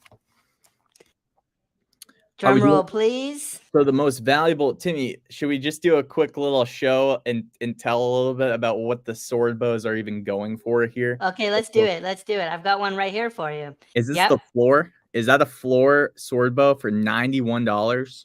Yeah, so that's the floor. But once this is gone, you're quickly up there. If you're really good, I mean, the higher ones are selling for 300 ADA, 299 ADA. So that's 346 US paper money. That's getting up there. Now, is that an activity or did somebody just list that higher? Because I thought that the sword bow stats all were the same. Is that Well, incorrect? I think the stats might be all the same. It's just different people have different price points. Yeah. Yeah, it's Yeah. 50-10. That's insane. What's Yep. the activity? Can we check the activity to see what these are selling for a little bit? I always like to do this as a realtor. This is what I like to do. Yep. So that There you floor go. price is going up. Yeah, look at that. You're right. And it's going up because it's hard to get a 50 damage stat. It's hard to get the stats of the sword bow without continuously crafting or getting even more lucky than you were in this live stream if you get the sword bow and minting a legendary or mythic. It's difficult. Renam says, I need that sword bow. There's only 100. And There's Renam, only is 100. that Clay Nation? Is that PFP one that you own? I actually picked up 2 Clay Nation this week when I saw the Snoop news. So yeah, I'm part of the Clay fam. I'm curious to know if you have this one, because one of the ones I have, I think it has the blue hat. I can't remember. I bought them so urgently. I FOMO'd in. Full disclosure, I FOMO'd in at the top. But yeah, we'll see. Mm-hmm. Okay, so the sword bow. This is the grand prize, the final draw for the grand prize. I think we need a drum roll. This is the sword bow. So this is, imagine going back to Timmy's words, imagine going into Starbucks, right? You can either shoot long range at the barista if they get your coffee wrong, or you can actually stab them. Now, or you could just be nice to them, and maybe if somebody's giving them a hard time, stick up for the barista. Yeah. And just flash your sword bow, let them know that you're strapped with not a bow, not a sword, but a sword bow. And I thought you would be like standing security when I was talking about bringing it to Starbucks, like kind of like doorman, to make sure like they're not over capacity, right? You need to have like out of that. No, yeah. Make sure everyone's got a COVID mask if that's the policy in the city. Make sure they're not over capacity. Yeah, it's the sword bow. I don't think that's Starbucks. what you said at first, man. I think we need to roll back the stream. I think you were coming in hot to that Starbucks to get your coffee for free with the sword bow. But hey, whatever. We could pretend. All right. All right. So this is a big deal though, Timmy. We could agree on that. Yeah, let's break that table. I can't hear it, Jay. I need it louder. Drum roll, please. And 29. 29 was the number. So right beside. Not quite Lazy Brock, not quite Scrooge, but somewhere in the middle. Yeah, almost as lazy as Lazy Brock, but this person joined a little bit before. Tiny Girth. Wow. Tiny Girth wins again. Tiny Girth wins again. So that is not a giveaway win again reference. That's actually from him winning a duel, from him dueling another Who-Man, potentially, right? Yep. Or virtual cat. And winning earlier in the stream. Tiny Girth obviously having a really good day on the stream today. Any thoughts or comments on that, Timmy? The sword bow goes to Tiny Girth. I think it's well deserved. What I'm wondering though is like, does Tiny Girth already have one? And that'll be interesting if now he's kind of like cornering the market on Tiny Girth. That might be interesting. Weapon of choice. So this was so he had this battle here with Sullivan. Oh, he didn't use a sword bow. So maybe, he does have another 50 damage weapon, but maybe Tiny Girth doesn't have a sword bow yet, which will be great. I'd love it. I'd love to give it to someone who doesn't have it looks a sword like he doesn't need one though. Holy mackerel. He just took out that sword bow without batting an eyelash, Timmy. But now he has a weapon of choice. What was the first giveaway? So we went 1,000 DLC tokens. Okay, so Scrooge got 1,000 DLC tokens for Scrooge. And then Lazy Brock. Weapons. Lazy Brock, the second winner, got 2 crafting weapons. That was Lazy Brock. And then we got a sword bow for the final giveaway. Wow. Well, this was a lot of fun. I wasn't sure how this would go down. It's the first time we did something like this on the show. But I think you pulled it out, JCrypto. And big shout out to the issue that we faced was I couldn't share my screen. So I was supposed to do a lot of like dueling and stuff myself. So we had to do a lot on the fly, guys. And honestly, Timmy, I think that we did really well for having kind of, something sprung up on us at the very, beginning of the show here with technology issues. So 20 minutes, I'm 20 happy. minutes before we go live, Timmy gets a tweet from Jay Cookie. Hey, there's an emergency over here. 20 minutes before we go live. And so we're like, oh, what are we going to do? But we think it made it worked out. happen then. And so we will figure out a way to send those to the proper addresses. Right now I have them all, but I'm gonna talk with Haru, let him know what happened. It looks like Trep has gotten, you know, a good gauge on who's won everything. So I believe Scrooge was the winner of the tokens, and then we had Yeah. Broad win Yeah. the two weapons, and then we had a sword bow won by obviously not large girth. We're not talking a massive girth. We're not talking No. even a medium-sized girth. We keep our girths rather small here on the JCrypto show. Not just small, but tiny. It's tiny girth. Tiny girth. And we got Took Trep Gaming home here. a massive prize of a sword bow. Not a bow, Trep's not been, a sword, but a sword bow. Trep's been taking notes. Trep is actually from the team, and so he'll be our team liaison, and we'll make sure that all gets sorted out. Although I guess you have the assets now, but if they're going to go to Discord, we'll rely on Trep to maybe help us get them to the right people with you, Jay. That would be a huge help, Trep. That would be a massive. And there's a tournament happening. Yeah, so this was just a random. Yeah, this was just a random draw, but given out for the tournament. Exactly. Yeah, there's still more to win here by joining this tournament. Like this was just a fun thing for the stream, but there is a tournament happening, and it's not too late to join. So go ahead and check out dungeonlooters.club. You just have to link up your Discord, no wallet or anything, and you're in the tournament.